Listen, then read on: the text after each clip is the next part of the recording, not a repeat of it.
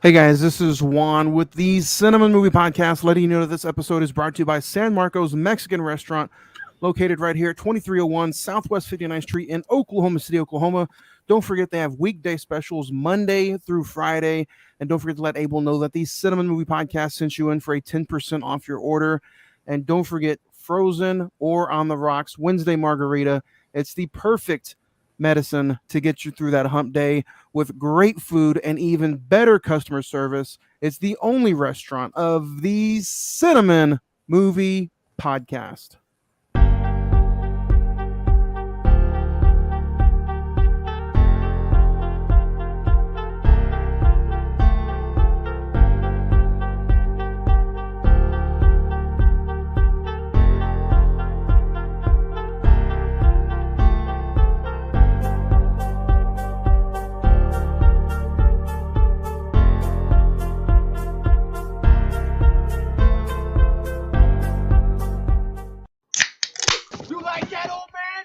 A piece of me? Do I feel lucky?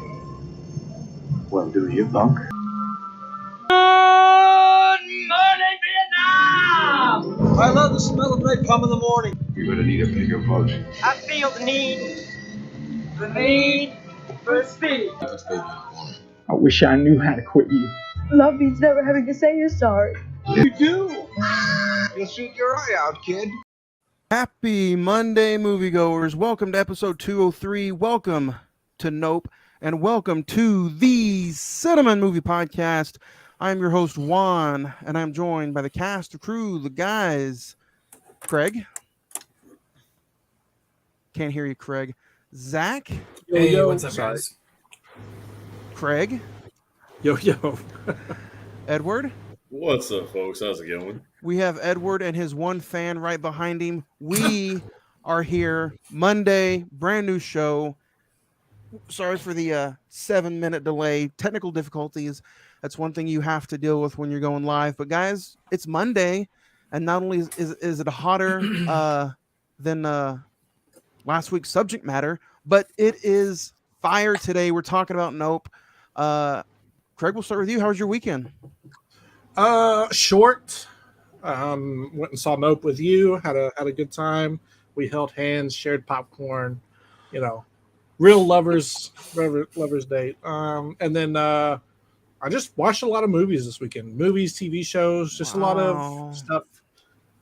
And taking a lot of stuff. It looks like I lost my mojo and you somehow caught it because it was a slow week for me. We'll get into it a little bit later on. Ed, what about you, man? How was your weekend? Not too bad. Gone and seen Nope this actually just yesterday, so yeah, there's that. Got to do some fun stuff here and there over the weekend, and yeah, not too shabby. Good. Zach, what about you? Did you have a good weekend? That was all right. Doesn't really feel good all weekend, so you know how it is. Man, you guys, I'm pumped. I'm excited. It's a new brand new episode. It's Monday. I'm here talking with you guys. We're 5 days away from our live event this Sunday at Rodeo Cinema, which we're going to talk a little bit later on about. That's why you're excited. I am excited. Not only am I excited for that, but guys, it's Monday. It's a brand new episode. We're live. Imasawa Productions, YouTube. We're giving away and unboxing Doctor Strange in the Multiverse of Madness live in the middle of this episode. And then just a lot of great things to talk about. And I could not pick any other time or any other great people to talk to about it than with you guys right here. If you guys did not listen or watch last week's episode, last week we talked all about Malcolm X. You can listen to it wherever you listen to podcasts at. Fun episode, tremendous conversation between me, myself, and Jack. I thought it was just a flat out conversation. You guys can go back, like I said, anywhere you listen to podcasts at. Spotify, Anchor, Podbean, iHeartRadio, Pandora, Amazon Music. This YouTube channel right here, you can watch us. And then don't forget, you can check us out on Prescribed Films Network at www.prescribedfilms.com, hashtag the PFPN. You guys can check us out there as well, as well as a bunch of other great podcasts. social on fire, guys. You can check us out. Digital copies given away all the time. The Twitter is at Cine-Men405. The Instagram is all one word, the Cine-Men Movie Podcast. The Facebook is facebook.com/the Cine-Men Movie Podcast. Or you can email us, which is the quicker way to get us our attention. CINEMEN921@gmail.com. So should be fun. And then, guys, we'll get into a little bit later on a movie news. But the schedule was released today. We're doing A24 the entire month long, starting this Sunday with Everywhere, Everything, Everywhere, All at Once. And then the week after that, August the 8th, we'll be talking about Marcel the Shell with shoes on. Ed, I think he's going to show up without shoes. Hey. August 15th, we're going to be talking about Bodies, which is the new A24 movie, which comes out literally that week. The week after that, August 22nd, talk about Men. Edward, that's your favorite subject matter. And then August 29th, we're going to be talking about X. I don't know about you guys, but you notice the movies are getting darker and darker as we head into September. And then we're kicking September off with 20th anniversary of Signs.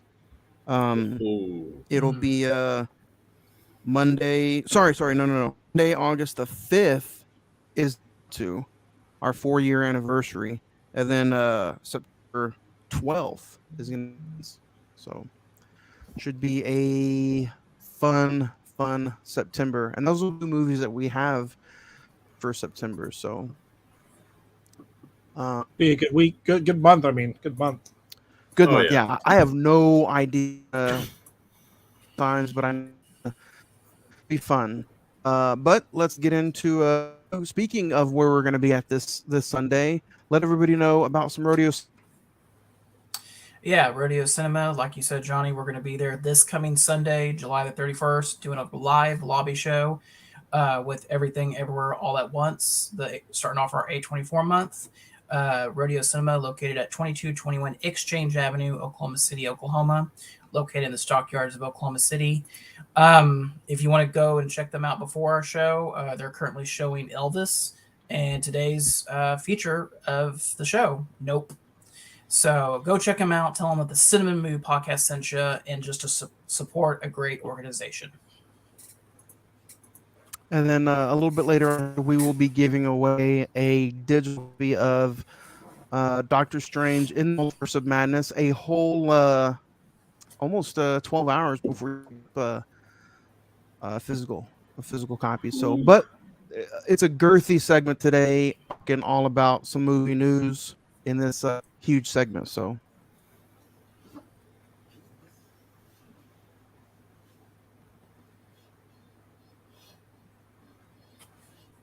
I'll bring up the first really, I guess the first big is Comic-Con. All the Marvel movies got released. DC also had some fun at Comic-Con. The Rock was there. Phase 5 and 6, depending on what you want to keep with. A lot of it got announced this past weekend at Comic-Con. And it really started with you got the Secret Invasion, spring of 2023. We already knew about Guardians of the Galaxy Volume 3, May 5th, 2023. Echo, summer of 2023. Craig, you nailed this a few weeks ago. Loki, summer 2023, season 2. The Marvels comes out July 28th, 2023. And then really announced at Comic-Con, Blade, November of next year. Ironheart, fall of 2023. And then it looks like, are you guys upset that they're also just hammering down our throats all these series? Now it looks like we're gonna have to try to keep up with before we see the movies. Before we'll get into this. I mean, that's kind of what we had pointed to beforehand was, it's one thing to go and sit through. Phase 3 had, 22 movies total? Yeah. And so it was tough to go and sit through all that whenever you were leading into that. And now you're having to go through not only, 10, 12 movies of Phase 4, but 5 to 7 TV shows. And that's just for Phase 4. Yeah. So Well, at what point is too much content bad content? I mean, it depends on kind of their in quality, for that matter. Because I mean, honestly, if it's quality, most people are going to go ahead and be fine with it. But I mean, if it keeps roller coastering, then especially if it ends with a bad point, begins very strongly, in the middle is kind of better, but kind of worse at times. And at the end, it just bombs itself, or even the reverse. At the end, it's just the best thing. You got to keep your fans I and think your, it's going to your be audience intrigued. I think it's going to be far from the best. I don't know. I just don't see shows like Ironheart looks like that might be a show. Agatha is going to be a show. Daredevil is going to be a show. Captain America NWO style is going to be a movie May 3rd, 2024. And then you got Thunderbolts July 2024. There's a typo, but when they released the 2 Avengers, did I get that right? We're getting both Avengers movies in 2025. 6 months apart. Pretty much back to back, yeah. One in May 2025, and then one in November 2025. Yeah, the Kang Dynasty is May, and Secret Wars is in November. I don't know, man. They're going to be it's probably going to be a part 1, part 2, like very, very closely. Like, I know there was some things between Infinity War and Endgame, which was Captain Marvel is between them. Captain Marvel and Ant-Man and the Wasp. Black Widow was before. Ant-Man and the Wasp and Captain Marvel were between them. Yeah.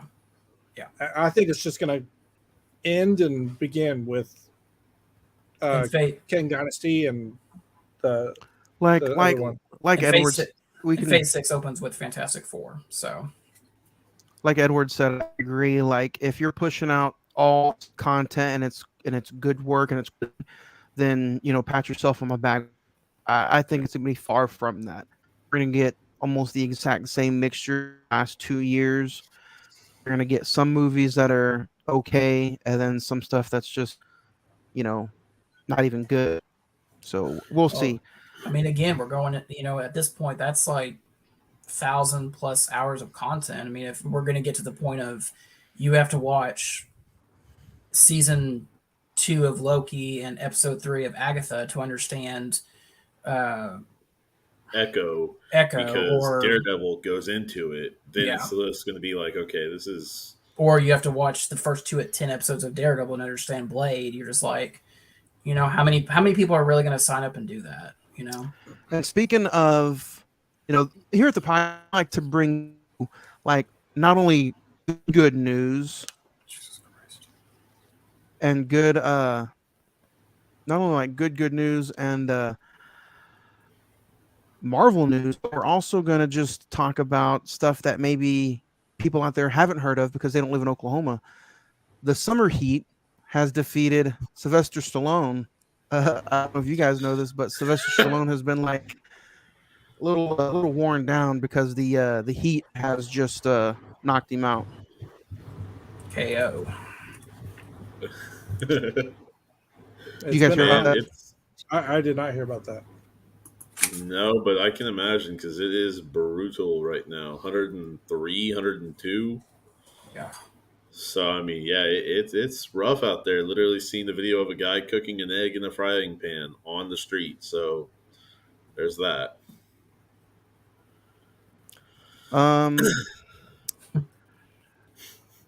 David Warner passed away, 80 years old.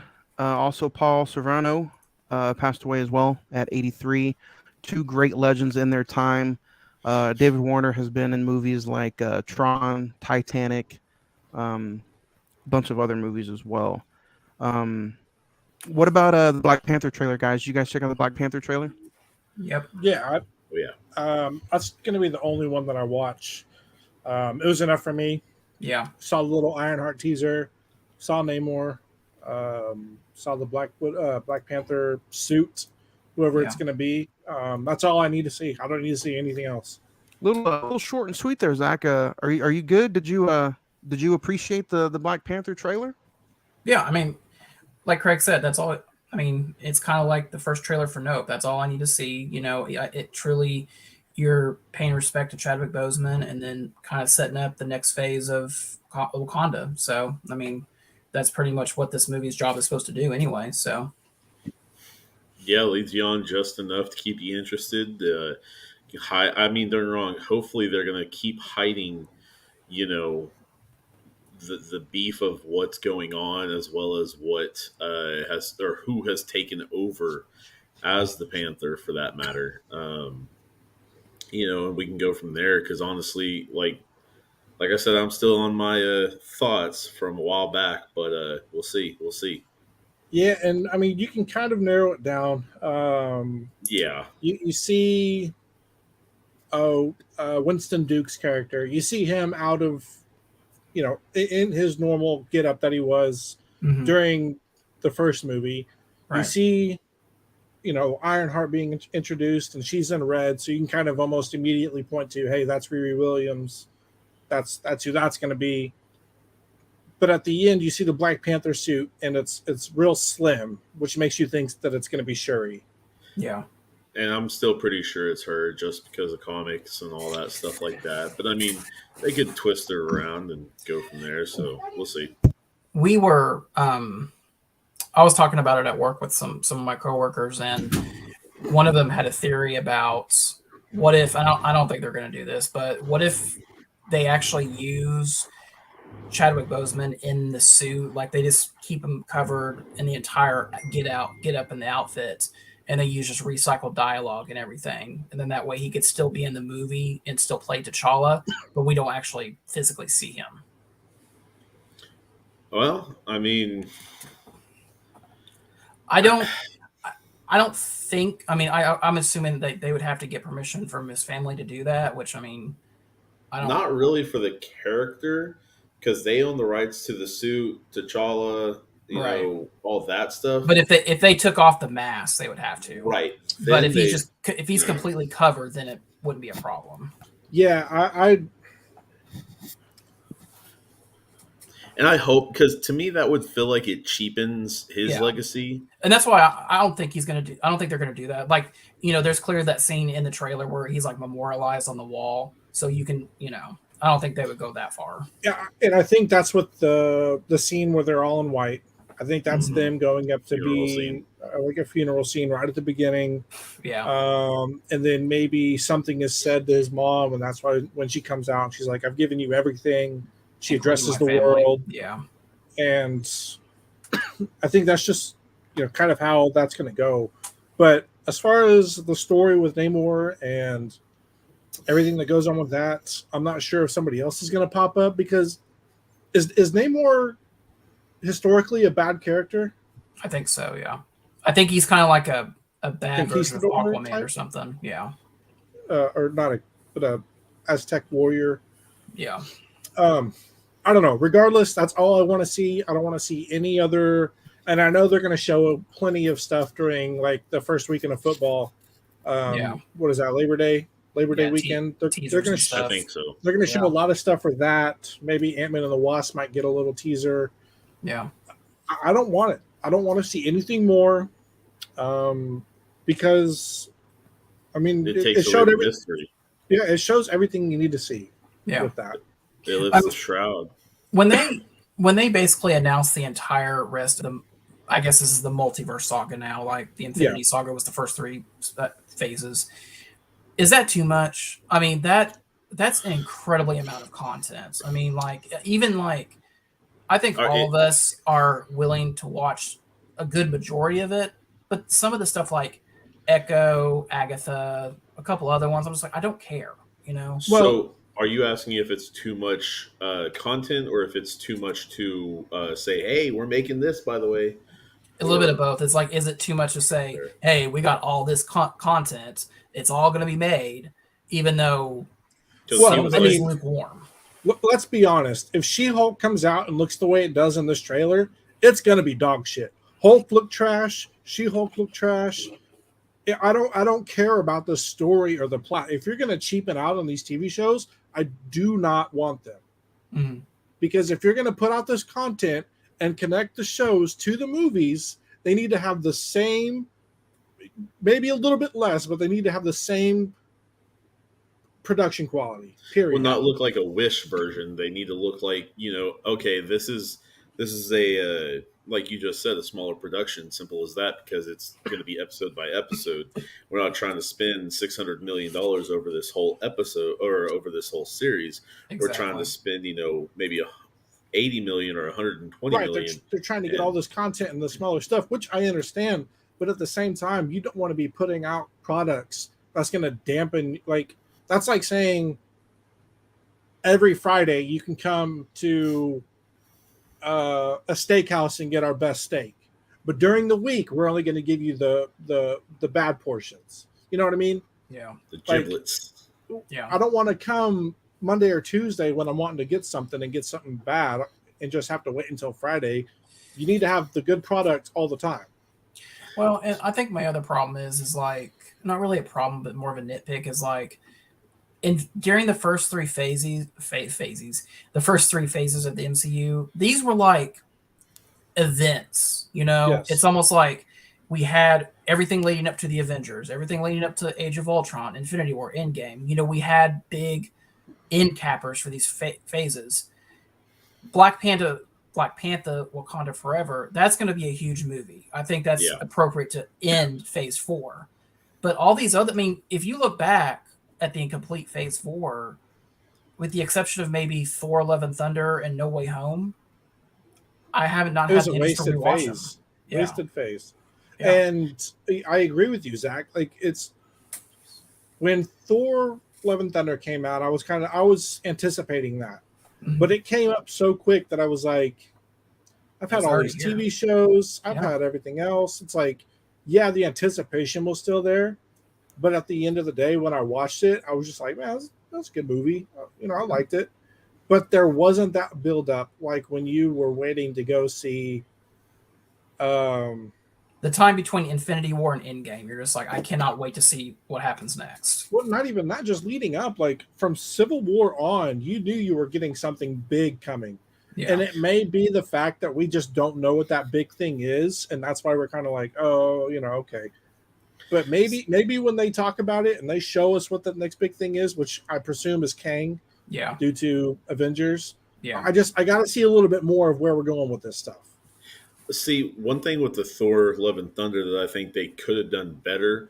I don't think because if you're going to go ahead and with all 4 Thors, you're probably going to go ahead and have Thor: Dark World bottom, probably going to have Thor: Ragnarok top. Number 2, probably Thor original, and 3, it's probably going to be Love and Thunder.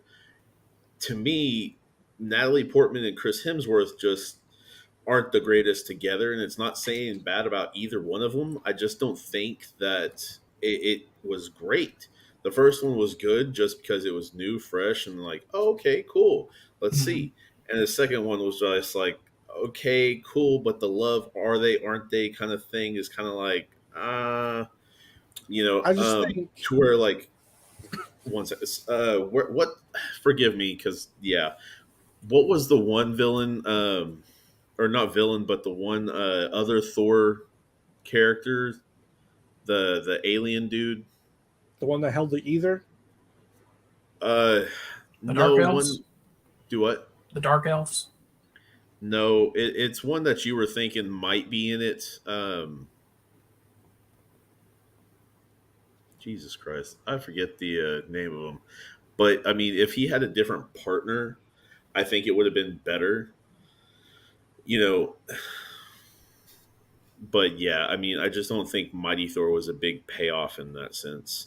But, I mean, with DC, you've got The Rock, or Dwayne Johnson, with Black Adam. And the whole thing about well, the age old question, who's better, Superman or Black Adam? And he's like, well, Black Adam has magic, and Superman's two weaknesses are kryptonite and magic.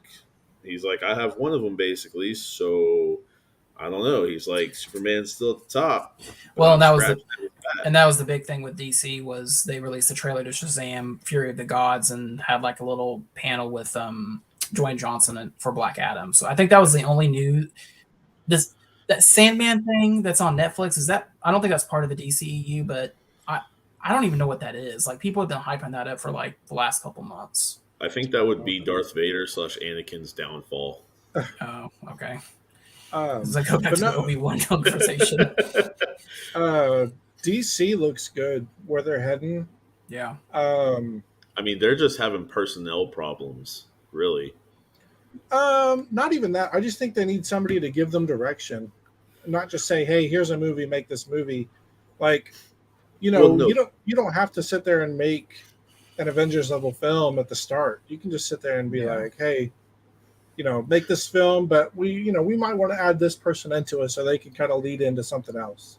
Well, no, I'm just saying, like with Ezra Miller and his BS, Amber with Heard and all like that. Henry Cavill, like aren't they kind of thing, and hopefully they are, but we don't know, kind of like those kind of personnel problems, like getting their people set, because you had like Robert Downey Jr., you had Chris Hemsworth, you had Chris Evans, you had Scarlett Johansson, you had all these characters that were set. You didn't hear of any of them getting into BS. So it's like, okay, what are they doing correct on the personnel, and what are y'all doing just flat out bad on personnel? Because I mean, and with Jason Momoa apparently getting into a friggin' motorcycle wreck the other day or yesterday, head-on collision. Is I didn't what hear I about heard. that. They did come out and say that Zack Snyder is no longer. There's no more Snyderverse at the San Diego Comic-Con. They did come out and say that.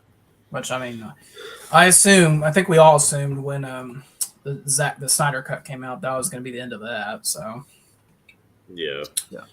But yeah, I mean, I think overall MCU, the Marvel panel kind of took over and just kind of basically laid the groundwork till at least 2025. So, Marvel Comic-Con.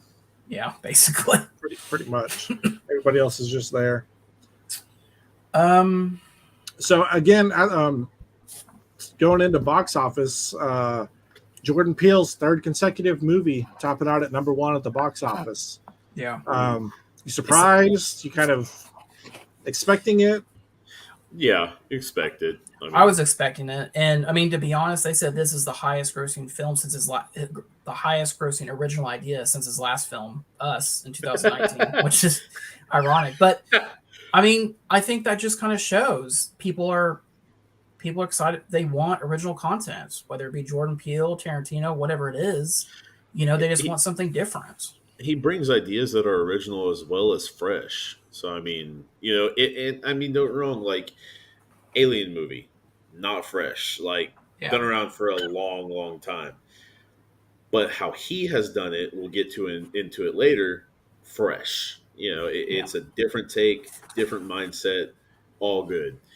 And we have, and sorry to cut you off, Ed, we actually have a viewer, Maddie, sorry if I butcher your name, Arguinez. They ask, what do you think about The Flash, which is, I think, going to be on HBO Max now, and who you think is going to replace Ezra as The Flash? Well, what we had talked about was they were going to just put out the movie that they had with Ezra Miller ready to go and just kind of take what it is, and that's why it's going to be on HBO Max free. Moving forward, if you're going to go with The Flash, you might as well go with the guy who's The Flash on the TV show. That's what I was thinking. Yeah, just go the route. He's been the character. He's played it well. People like the series. To the Flashpoint where it crosses over, he jumps from the television show into the films. It's an easy fix. Simple, creative minds. And I mean, isn't he playing another version anyways? On the TV show, there's like 5 different versions of the Flash. To be honest, so So But I mean, like, I like that idea though. yeah. Nope came in at number 1. Thor coming in with 22.5 million at number 2. Minions coming in at 3rd with 18 million. Where the Crawdads Sing coming in at 10 million. Top Gun Maverick still coming in over 10 million. Okay. Surprised at that? I mean, we talked about it. If he's still bringing in 10 million going into August, it's going to continue to be in the theaters for the next 2 to 3 weeks. Yeah. Because it's almost at 1.3 billion. It's still making it made 4 million more than Elvis, which came out 3-4 weeks later. Yeah. Yeah. Almost a month Positive later. Fury, The Legend of Hank, which I went and saw with my daughter this weekend, got 4 million. Black Phone with Ethan Hawke at 3.5. Jurassic World still making 3.1. And then Marcel the Shell with 875,000 at number 11. So, I mean, it's A24. I'm sure word of mouth is going to come around with that. I've heard it's like one of the better kids films of the year. So I guess we'll find out here in a couple weeks. So, all right, guys, let's get into some recent watches. Sorry, I'm definitely just got some technical difficulty here if you're tuning in on the stream, but everybody else is here. Zach, do you have anything that you wanted to check out recently? Yeah, that you would recommend? Yeah, I'll just go through mine real quick. Obviously, Nope. The Old Man with Jeff Bridges wrapped up its season finale last week. Awesome show overall. I mean, Jeff Bridges knocked out of the pack. Clearly sets it up for a second season, which I'm excited for. So probably sometime next year. Everything, Everywhere, All at Once. Not going to give away my thoughts. We're going to talk about it on Sunday. So, and The Gray Man, the new Netflix movie with Ryan Gosling and Chris Evans, Ana de Armas, Billy Bob Thornton. Really, I didn't really have any expectation for it, but really fun film, to be honest. I got a bone to pick with that film now after I thought about it. Go ahead, Craig. I'll save it for if we ever do it. Is it bad? Is it bad or what? A lot of plot holes at the end. Yeah, in my opinion. Yeah, like they tried to cover up a lot of stuff, and it's just like, wait a second, wasn't this and right? Why would they do this if that was happening? Yeah. I mean, by the end of the movie, I just want to see Ryan Gosling and Chris Evans fight. So fun movie though. Fun movie. Yeah. I'd still give it a high rating, around a 7, maybe 8. I give it a 7 as well. Fun movie for me. Ed, what about you? You check anything out? Checked out Nope, of course. We'll get to thoughts on that later. Gone ahead and restarted watching, talking about anime. Started watching Inuyasha with my wife. So there's that. Just a few little shows here and there. Played a few video games and all that. Red Dead 2 as well as WWE 2K22. And then I did check out a different movie that I have never seen before. And don't hate me too much. Kicking It Old School. You never seen that? No. Jamie Kennedy? That's what my wife was like. You've never seen this? I thought every 14-year-old boy had seen this. I'm like, no. Nope. Malibu's Most Wanted, but dancing, pretty much break dancing and all that. I mean, that's really all I can say about it. Throw in a dash of Encino Man, and there you go. Yeah. Personally, I'm not going to be like, dude, it's gotta watch it. It's all right. It's okay. It's a 2000s Jamie Kennedy film. That's all I gotta say. It's fine. Plain and simple. It's okay. It's not even fine. It's okay. But yeah, that's all I've checked out lately. Craig, what about you? You check anything out this week? So like I said, I went and saw Paws of Fury, The Legend of Hank. Good kids film. It's very closely related to another film, which I won't say it because it'll probably spoil the plot for people. But once you see it, if you've seen the other movie, you'll know. So Paws of Fury, I watched Interstellar last night. Matthew McConaughey, I absolutely love Interstellar. Christopher Nolan. Watched Nope with Johnny on Saturday. Came home and watched Us because I had never seen it. What'd you think? what I told Johnny, what I thought Jordan Peele kind of does in his film stands true. He takes what we all think and kind of exaggerates it and puts it on film. And that's really all he does. He takes conspiracy theories that are probably talked about amongst people, and he's like, you know what? That's really crazy. He's like, let's do this. It's crazy. Let's put it on film. Going into Reddit pages and getting 16 different conspiracy theories and wrapping Deep it diving in. Yeah, checked out The Gray Man, just like Zach did. Been watching Steins Gate, the anime. I was telling a friend of mine about that Collider that they turned on July 4th, and he told me Steins Gate was an anime kind of based on that.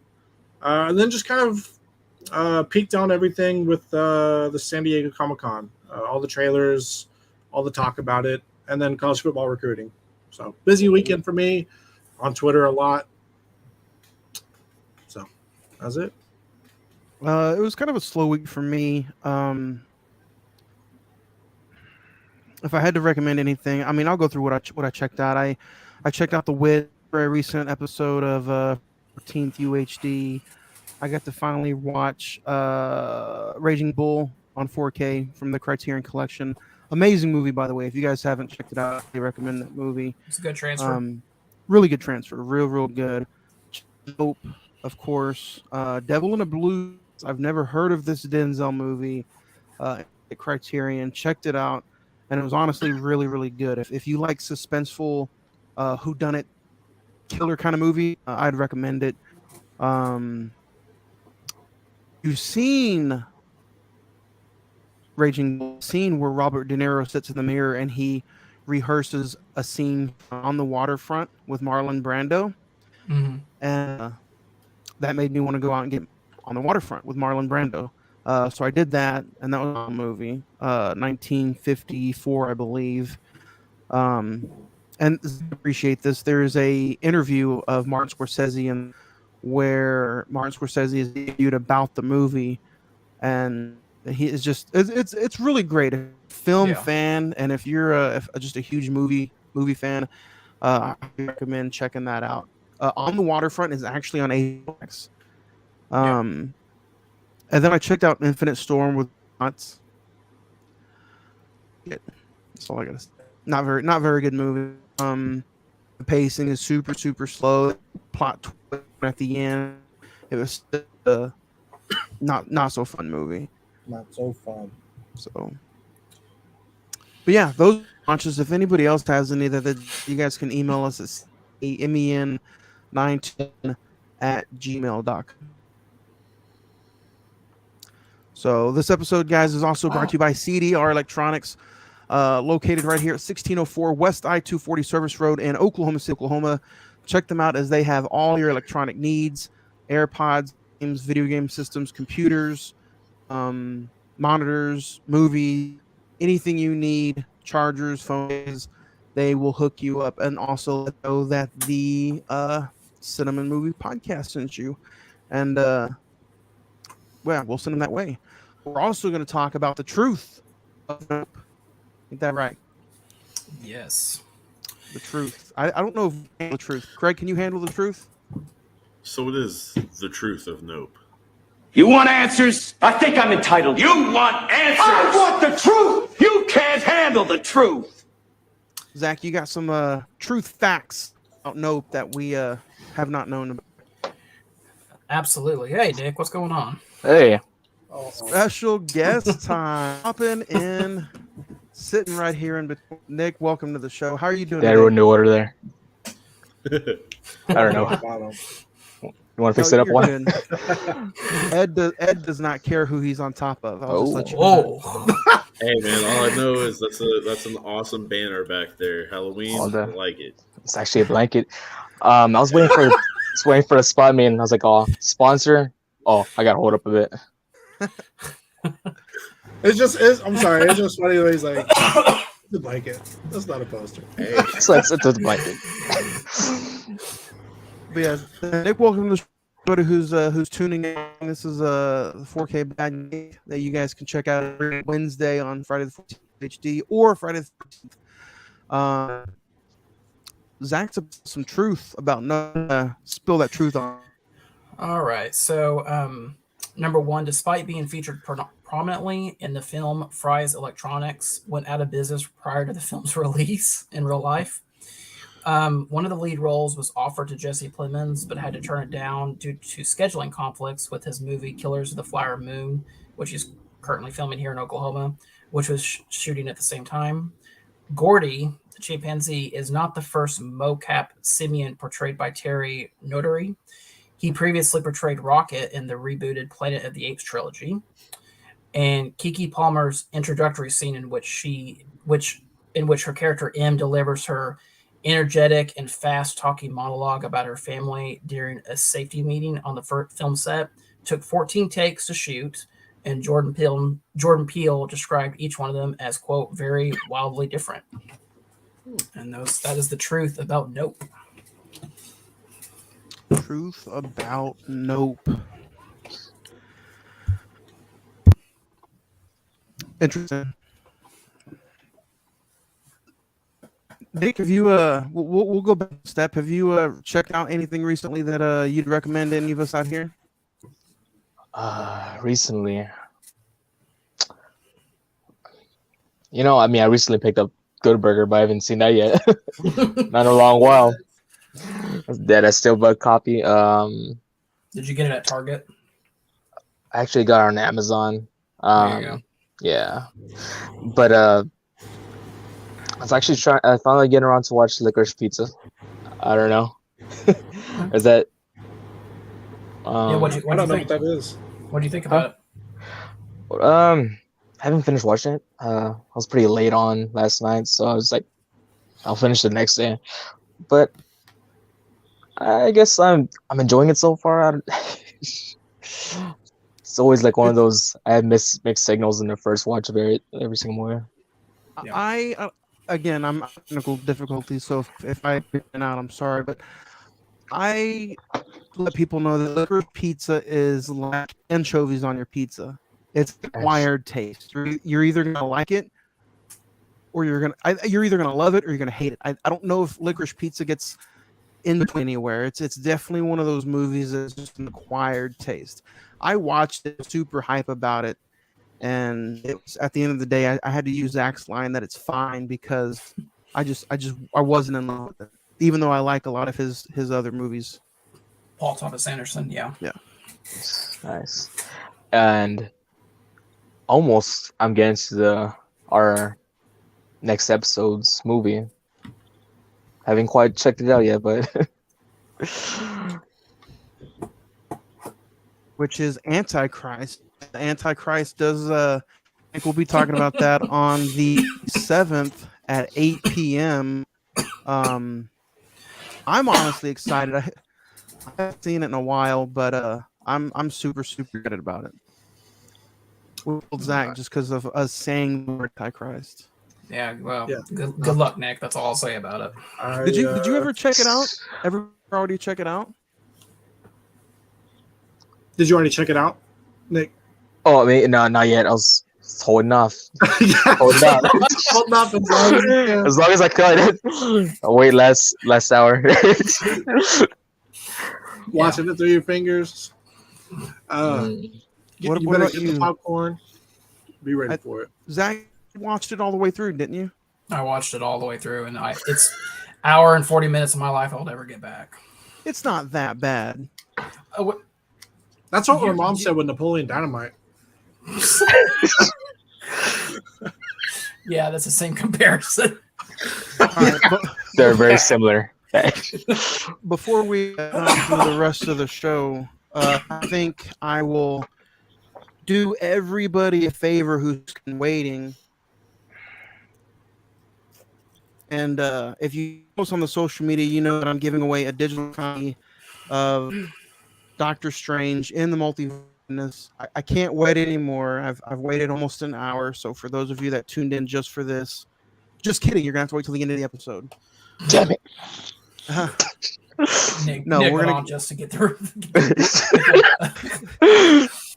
we're gonna get through a few more, then I'll give a digital copy away. So I thought being on the stream was gonna give me a higher chance of winning. Yeah. Hey, you never know. You never know. Exactly what he's here for. But speaking of, guys, you can also check out OKC Soda. OKC Soda Company is special, unique flavors of the tastes of Oklahoma with strawberry shortcake, orange cream soda.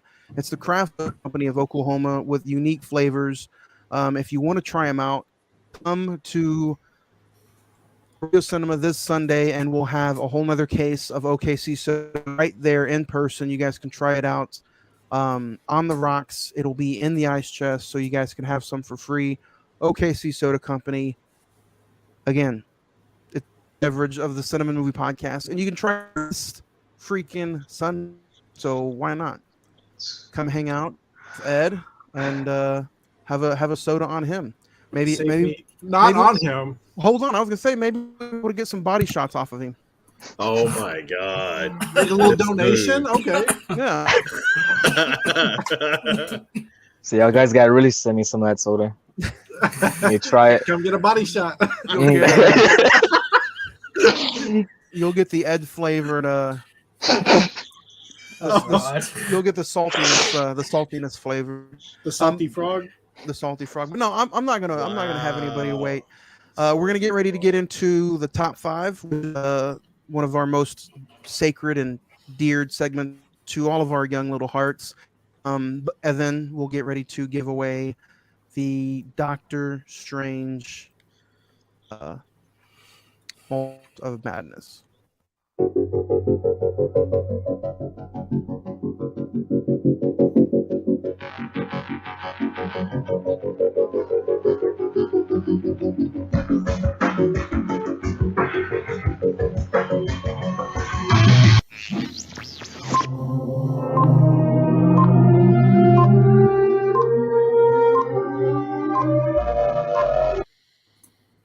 All right. To the top 5. Here it is. You guys are gonna have to. Oh, a little premature, Craig. Okay. sorry, my finger slipped. But before we get into our mentions, you guys will have to take a shot, take a picture. But here is your digital copy of Doctor Strange in the Multiverse of Madness. If you can't catch it, You're gonna have to send it to me, and I'll show it. Your I'll present send it- on my end. I'll send a picture to Craig, and he can put it on there. I should have just made a pic. That's what I'm going to do. Go ahead. Honorable mention. We are talking our top alien movies. So if anybody has any honorable mentions while I do this, go ahead and Zach. You have any honorable mentions? Just one. District 9. That's my honorable mention. I've got 2. I'm going to go ahead and hit out with Starship Troopers and Independence Day. Nice. Nick or Craig? I'll say Aliens and E.T. Coming in. Nick? I mean, quite honestly, I had not seen a whole lot of alien movies, but I'll say E.T. Screw it. Honorable mention. There you go. Ready to go into 5? Number 5. All Five. Zachary Binks. Go ahead and young Zachary, go ahead and start with number 5. Number 5, movie we're talking about today. Nope. So we'll talk about it here in a little bit. Oh wow. Edward, do you have a number 5? Number 5, not everybody's going to know about this one, but Phoenix Forgotten from 2017. I've I actually actually seen really like that film. It's like You said found what? footage. I've seen that. Yeah. It's the found footage one, right? Yeah, just thought some of the imagery was really cool. Liked the story, all that, and kind of the research after that. So yeah. Nice. You have a number Number 5 for me, I'll go with Super 8. J.J. Abrams film came out back in 2011. Just really good visuals in it, and a good cast of younger kids. Elle Fanning, Joe Courtney, Riley Griffiths, right, Ryan Lee. And then Kyle Chandler. Just a good film. Like I said, good visual effects for back in 2011. Nice. My number 5 is going to be 1982. It's going to be John Carpenter's The Thing, the remake from 1982. Kurt Russell. To me, these alien movies that I'm going to name off, at least for me, are going to be just because how creepy and how there's some realism to all of them. So that's where I kind of laid this list down for me. You guys, which it's fine. But that's how I'm basing my 5 movies off. It's all eerie and creepy. Some of them can be. So is The Thing from 1982. Nick, what about you? What's your 5? Oh, man. I didn't have. I'm gonna be quite honest. I didn't have no list set up here. So whatever movie I can think of, I'm just gonna go with that. It's not particularly in order, but I'll go with Signs. Ooh, Signs is a good one. Turn in 20 years. Yeah, As an you said, episode here in a few weeks. Number 4. Moving on to number 4. Zach, what about you? Number 4 for you? Number 4, Ed, our friend Maddie agrees with you. Dude, Phoenix Forgotten is good. It gives me the chills like the McPherson movie. Right. My number 4 is going to be Edge of Tomorrow with Tom Cruise and Miss Emily Blunt. Also starring Bill Paxton, Brendan Gleeson. A soldier fighting aliens gets to relive the same day over and over again, the day restarting every time he dies. Great movie, great science fiction film. Tom Cruise. I keep wanting to say Tom Hanks. Tom Cruise and Emily Blunt had really good chemistry in this. The visual effects were awesome, and it had like a really good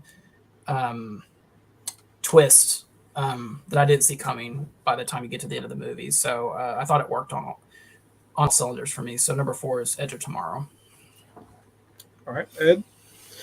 Number 4 for me, going back to the late 90s, The Faculty. That was just a creepy one when I was younger. I think you showed it to me originally over there, Juan. So, yeah, man.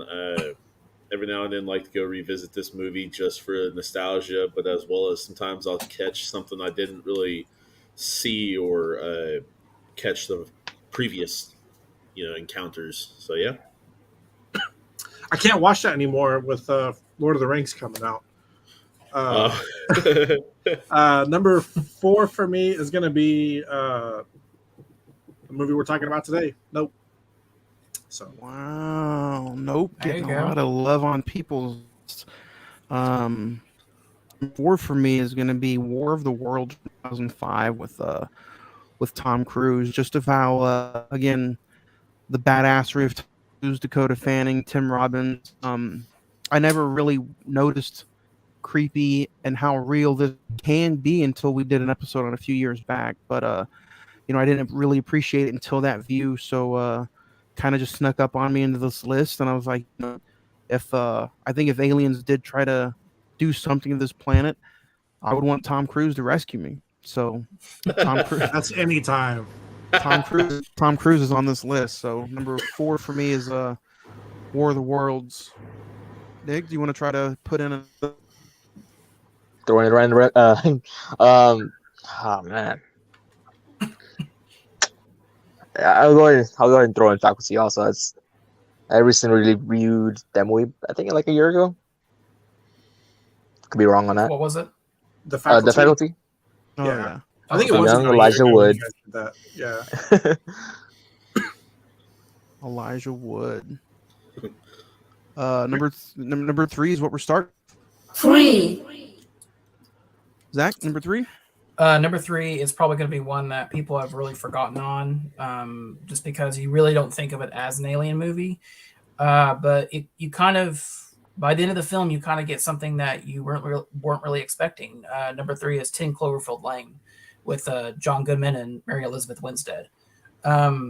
Just in John Goodman, everyone thinks of him as like a big teddy bear. He is vicious in this movie. He's so, you don't know whether to believe him, whether he's lying, and you kind of feel bad for Mary Elizabeth Winstead. You want her to make the right choices, but at the same time, if he's telling the truth, you know, she will die going outside. And then by the time you actually get to what's really going on, it's like, wow, like that's something you were not expecting at all. And so I think it fits really well in the Cloverfield universe. Honestly, it might work a little bit better than the actual original Cloverfield.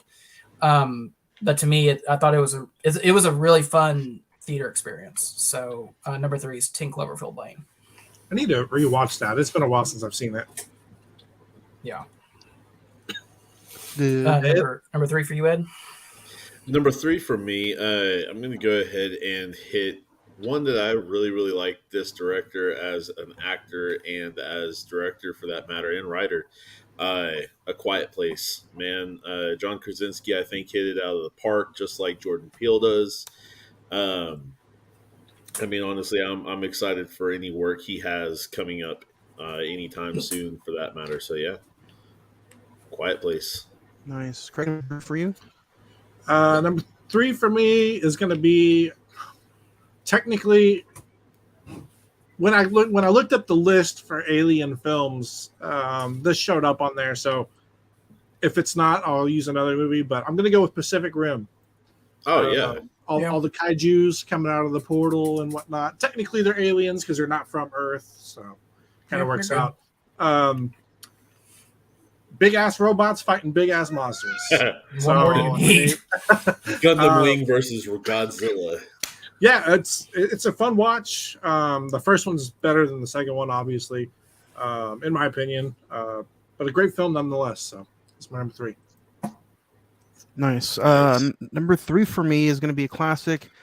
He joins us sometimes on the show, but it stars Arnold Schwarzenegger and Predator from 1987. I'm here. But no, I think I'm putting some realism in. If an alien did crash course with planet Earth, I think that's one of the maybe they would start is the Amazonian jungle, and I think meeting the alien a predator, and he goes out and just not only kills for fun but work to him, and I think that's just a whole badassery version of an alien. So and then of course it's just awesome seeing him and Schwarzenegger battle at the end. So number 3 for me is Predator 1987. Yeah, are you excited for Prey? I am excited for Prey. I think it looks really good. Yeah. Agreed. I mean, it would So have been a little Predators awkward too, for him though, to land so- in like the middle of Utah instead of the jungle. Yeah. Middle of Utah. I don't know. Imagine that movie.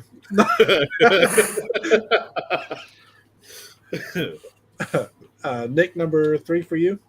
Number 3, I'm gonna go Will Smith. Not Independence Day. Men in Black. So you gotta be more specific, man. Men in Black. Men in Black 3. It's a Shit. classic. Yeah. Oh, yeah. Recently picked up that 4K steelbook. Oof. Yeah. It's a nice one.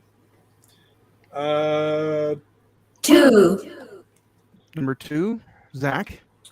Number 2 is more of a high-minded alien film. It's going to be Arrival with Amy Adams, Amy Adams, Jeremy Renner, and Forrest Whitaker.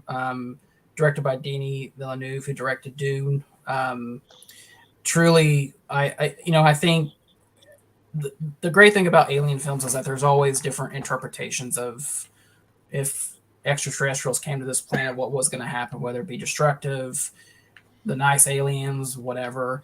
This is it does such a good job of mixing speech pathology and involving aliens and how like they might communicate with us on like a more high-minded level, and it really sets up Amy Adams' character in a way that there's a big payoff by the end of the film. It's some people like it, some people might hate it, just depending on what you think is going to happen. But to me, it works, and there's some beautiful cinematography in that movie, and 2 great performances from Amy Adams and Jeremy Renner. So number 2 is Arrival. You know what it is with and talking about aliens today, everybody's Wi-Fi is messing up. That's exactly what's Exactly. going on here. That's exactly what's happening. They don't want us Feet to That- talk are in the about it. stone. It's the collider, bro. They turned on the collider They July don't. 4th. Yeah, they don't want us to talk about it. Um, Those UAPs. yeah. Ed, what about you? What's number 2 for you? Number two. So these next two for me could be switched at any time. One's classic, one's newer. Well, kind of newer classic now. So this one, Close Encounters of the Third Kind. Uh, I mean, honestly, if you haven't seen this and you're into alien movies or sci-fi movies at all, the story is a little bit slow at times. No, it's not. Don't give me that stuff. Like, but this movie has a lot of great stuff in it. I mean, don't get me wrong, some of the iconic scenes are just, you got to see it. Simple, go see it. Close Yeah. Encounters of the Third Kind. Good Spielberg movie. I don't want to Yeah. watch it. I saw the end of it actually, and I was like, man, this looks trash. Wow. Number 2 for me. Ed's talking about Uh, how it's slow. Ed, are you talking about the same Close Encounters of the Third Kind? I mean, ain't there one? I don't know. I don't think you've seen that movie, Ed. Ed saw the Close Encounters of the Fourth Kind, That's what you're talking about. the bootleg version. Oh, wait. What about the Fifth Kind? It's not out yet. 2021. Number 2 for me is going to be Signs.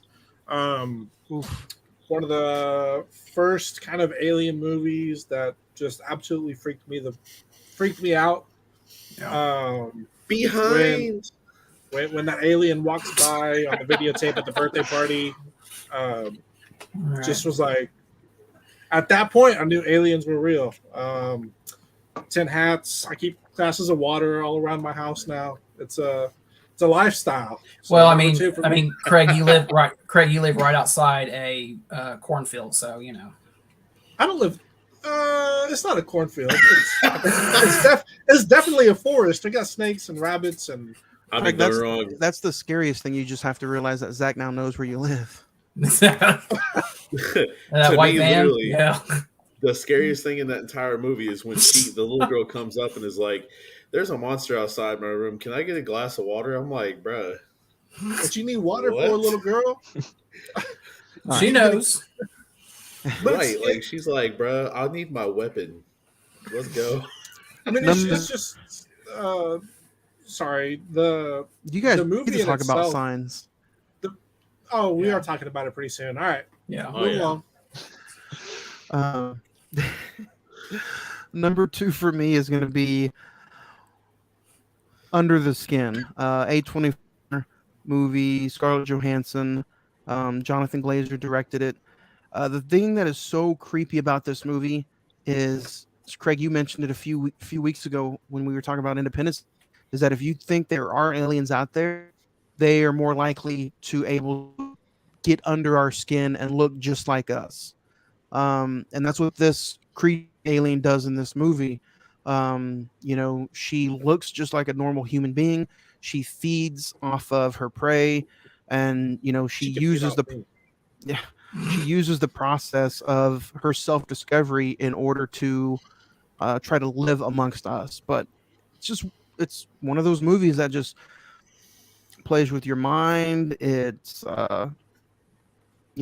just the eerie movie, and yeah, it's a little slow build up to it. But if you don't expect that from A24 by now, then but that's my my number 2, Under the Was that- Skin from 2013. Was that an A24 movie when it came out, or was it acquired? No, It was always A24. Yeah, it's always A24. Oh, okay. Yeah. So that's my number 2. Nick, you want to throw a number 2 in the basket? So I don't even know if this counts as an alien movie, to be honest, but I'm just I gonna thought throw it it in said there. Space Jam. Shit, Hey, how'd you know? No, I was gonna say Killer Clowns, but I don't even know if they're even classified as aliens. They are aliens. They're from Yeah. outer Out of space. space. Yep. Some technicality. I didn't go through my honorable because I was checking some issues here. But yeah, in my honorable mentions, I have Men in Black, Mars Attacks, Independence Day, X-Files, and Killer Clowns from Outer Space. So Yeah. I should have Yeah, done there's probably Space Jam, things- dude. I'm sitting here. Yeah, that's a good number 2, Nick. Now it's time for everybody's number ones. Oh, One. Zach, number 1. I'm gonna find something to replace Juan. one with Juan. Juan. Juanito.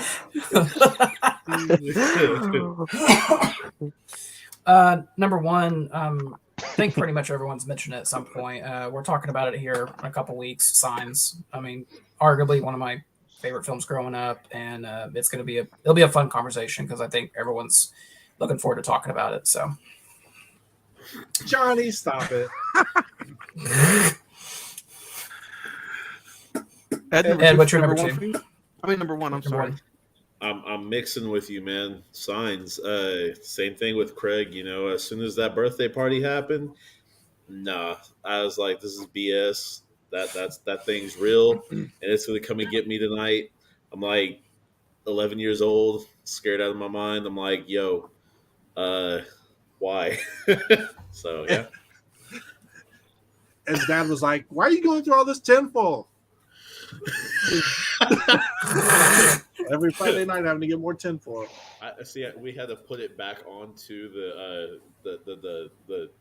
bowls, you know, Tupperware and all that. So yeah, I got you. Number 1 for me. I've watched this movie many times. Never gets old for me, even though it's technically repeating the same day over and over. It's Edge of Tomorrow. I think Tom Cruise and Emily Blunt kill it. It's definitely a good concept, and I just really like the movie and the execution of it. So it's my number 1. Didn't you rewatch it a couple weeks ago, or was that Johnny? That was me. That was you. It was a And fun that's your number rewatch one as too. well? Really fun rewatch. My number 1. Chill, Zach. Chill. I'm trying to force it out of me, huh? Ooh. My number 1 has already been mentioned, but it's Close Encounters of the Third Kind, just because, again, I've put all these movies in that ranking of how real and how, would it line up to be. It's number 1 for me. I think it's one of the best encountering alien movies of all time.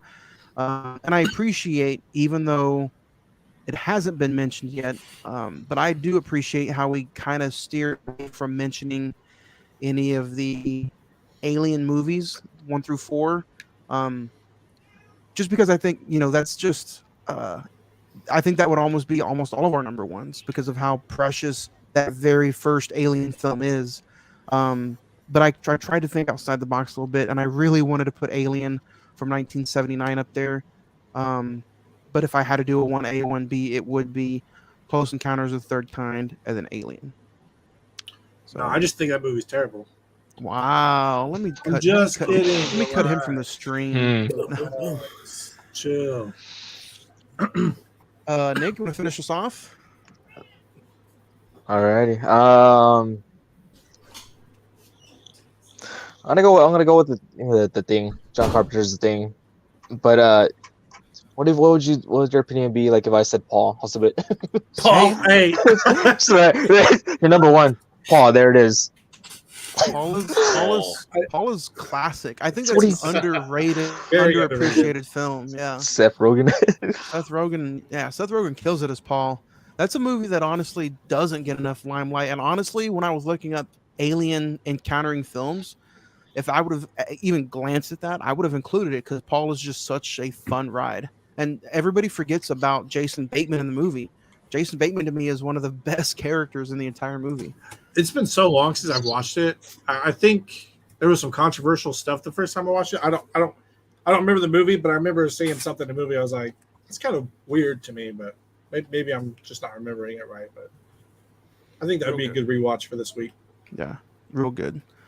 So that was our top 5, guys. If you guys want to play along, this was a last minute add along, so we didn't mention it in last week's episode. So if you guys want to play along and send us in your top 5 alien themed movies, again, you can send them in at CINEMEN921 @gmail.com, or you can message us and hit us up on any of the social media accounts.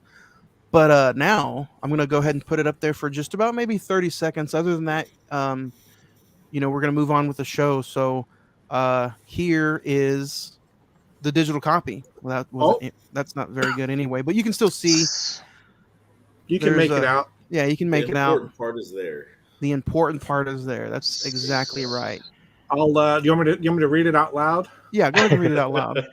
We got N R H C 2 7 3 X W D T. Go get it. Bango. I hope I read that right. I think it is. It looks. Someone puts it in, it's like, that's not right. or you know what? Debbie does Dallas. The way how some of these Well. Bringing the old school back. and how some fast some of these people are. What if I snagged it when I first put it up? Ooh. Those people People are are gonna be super like- fast. People are going to be like, it says it's redeemed. And Johnny's going to tell us after the podcast. Yeah, I already redeemed it. But Nick is just sitting there being like, oh, you fools. It's already mine. I opened it. Claimed it. I opened it during the live stream. So yeah, I opened it while we were getting ready to I got it on camera. I didn't have time to stick it in anywhere. Okay. I'm about to go get it real quick. Hey, it's already been like 2 minutes. They've had their chance. So the good thing about this, guys, I think this is going to be an almost an every week thing. So why not just tune in and watch? But you can look, there you go. You can not only just tune in and watch, but you can tune in and earn you something, And what better way to do it than on Mondays with us? Speaking about sharing, don't forget Red and Blues Pizza. You can order now 5602-2838. Check them out in person. It's 500 South May Avenue, right here in Oklahoma City, Oklahoma. They're open 7 days a week, Monday through Sunday, from 10 a.m. to 10 p.m. So get your pizza on. They have all kinds of pizzas. If pizza's not your thing, they have gyros, sandwiches. They just introduced last week. Fries, and from what I've heard, a side are soon coming. They also have cinnamon sticks. All right, guys. A mouthful of this sweet goodness. Cinnamon sticks. They also have all kinds of drinks and club sandwiches. Who does a little ice cold club sandwich during hot? So Bruce Pizza. But now it's time. It is time to get into what we've been waiting for. Zach, this was anticipated movie of the year. Let's all about Nope. The latest film from Jordan Peele. IMDb gives it a 7.6. Rotten Tomatoes has it at 82%. The Metascore is at 76%, while the Google users have it at 79%. With the release of this past Friday, July 22nd, 2022, the budget was $68 million. The box office right now sits around $45 million for the weekend. Starring Daniel Kahlua, Kiki Palmer, Brandon Pereira, Michael Wincott, Stephen Yin, Keith David, written and directed by Jordan Peele. The residents of a lonely gulch in Island, California, bear witness to an uncanny and chilling discovery. So let's dig.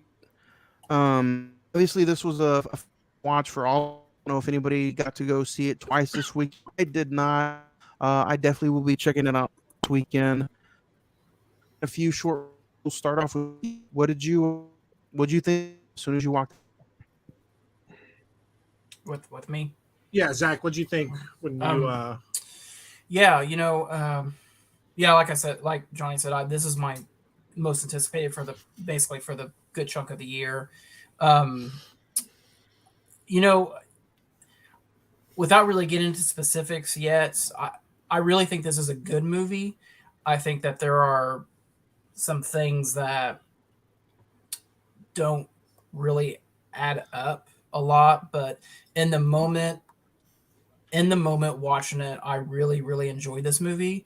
And I think, like all of Jordan Peele's work, it's going to require a couple more viewings to kind of get the overall feeling of what he was trying to achieve.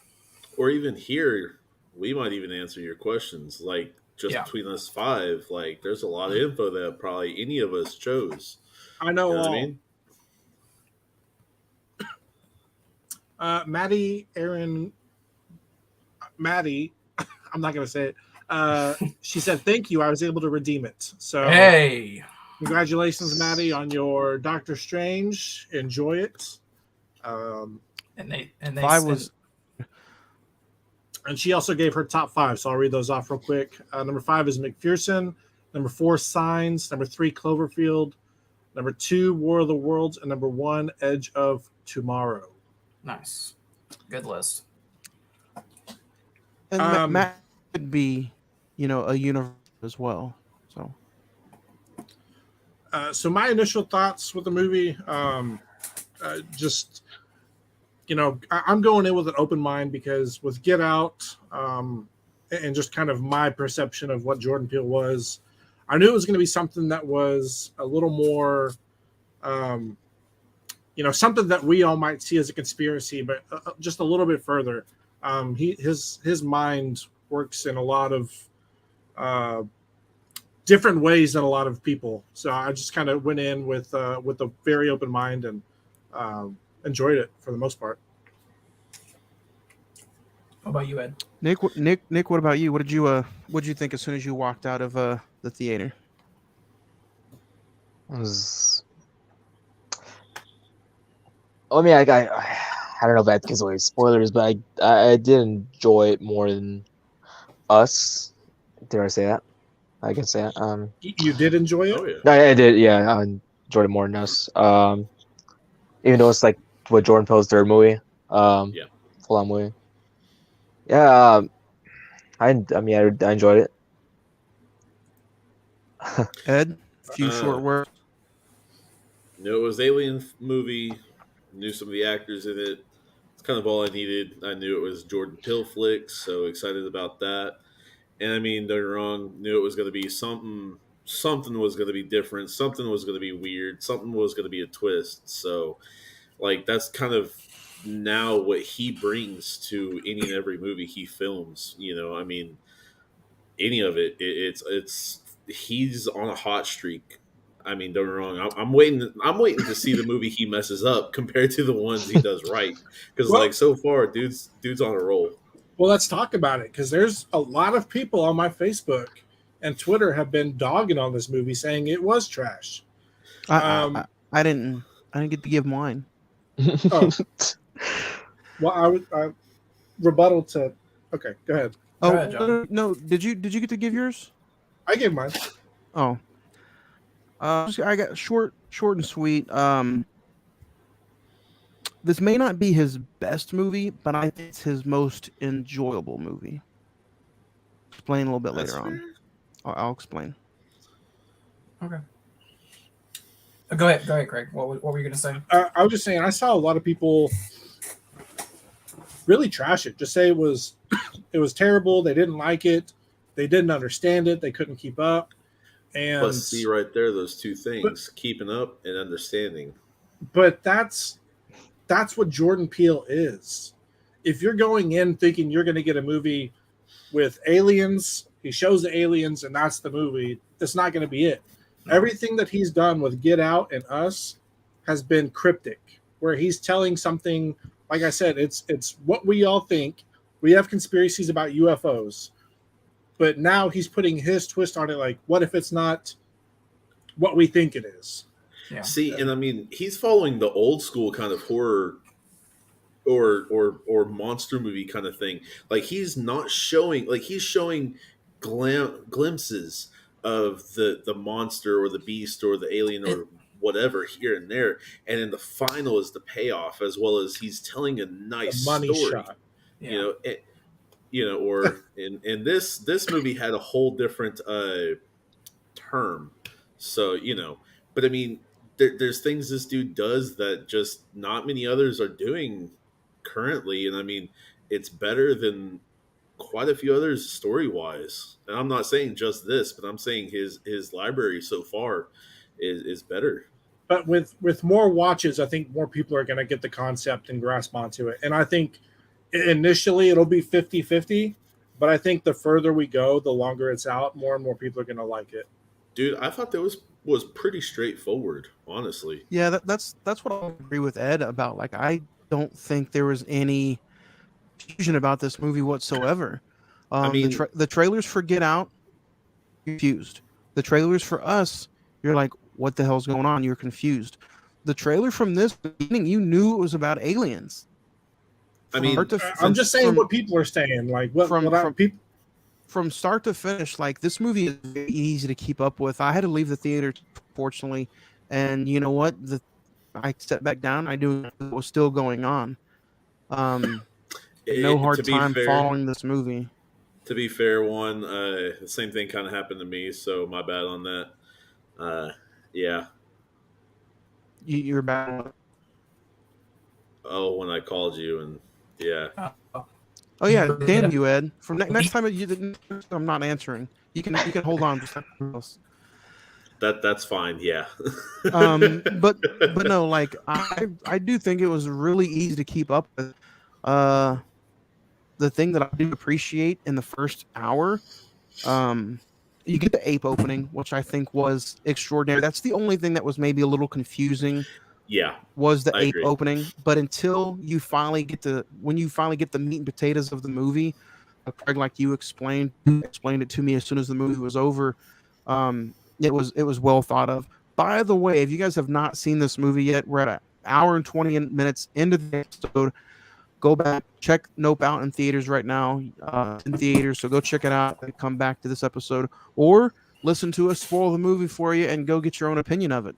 I do think, as soon as the ape scene was over, you get Keith David, which I was super impressed with seeing him on the title of the cast and crew, but he didn't last long at all. What'd you guys think of Dad's death, Keith David's death? Man, that was crazy. I mean, you go from the monkey scene to which, honestly, I kind of thought was a short for a second. Because I was like, is this something Monkey Paul just did like randomly and he added it? Or is this actually, and once it said a Jordan Peele film, I was like, oh, this is part of it. Mm-hmm. What's this? But as far as like introducing Keith, or Otis Sr. for that matter, thought that was really cool. You sort of start to grab that character a little bit, and then boom, bye-bye. All hell breaks loose for like 3 seconds. See, when I saw the ape, you guys want to say anything, but when I saw the ape, I thought that was going to be the twist. I was like, okay, is Jordan Peele introducing his own Planet of the Apes movie? Like, is he going to have a Planet of the Apes tie-in with this? That's kind of where my mind officially went. But then that wasn't the case. No. Yeah. It threw me off because I was like, okay, this movie's about aliens. So like, well, that's what I think it is from the trailers. So I was kind of like, is the monkey, did they take it over? Did they get under his skin and kind of infect his brain? Right. And that's why he's going crazy. That's kind of the initial. And I was like, but that's all generic alien movies. And I was just kind of like, okay, we'll keep that in play, but I don't think Jordan Peele is going to do something that simple. Yeah.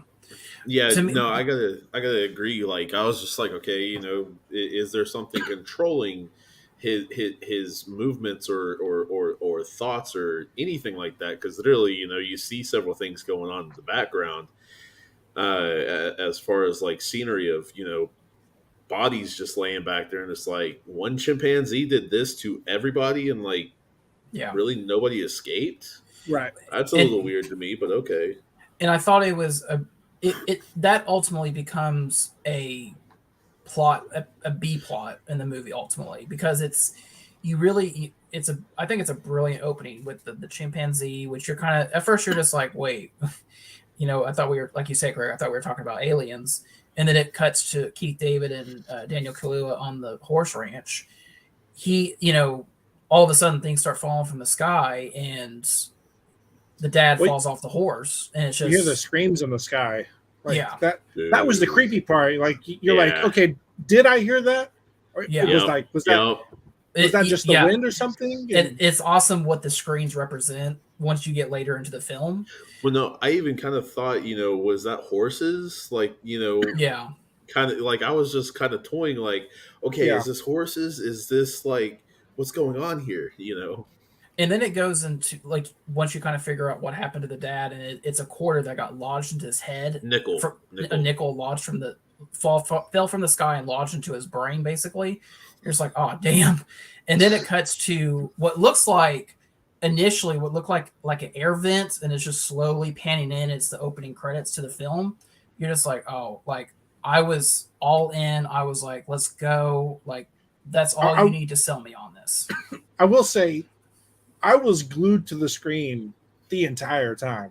Yeah, there was no part in this movie where I was like, okay, let's go. Like it's kind of slow. I was just like, and knowing feed it to me, give me more. And knowing how Jordan Peele works in his last films, I was just looking for clues. Just like, oh, Right. so that's going to connect to here, or that's going to come back later, or they're going to use this device later on the film.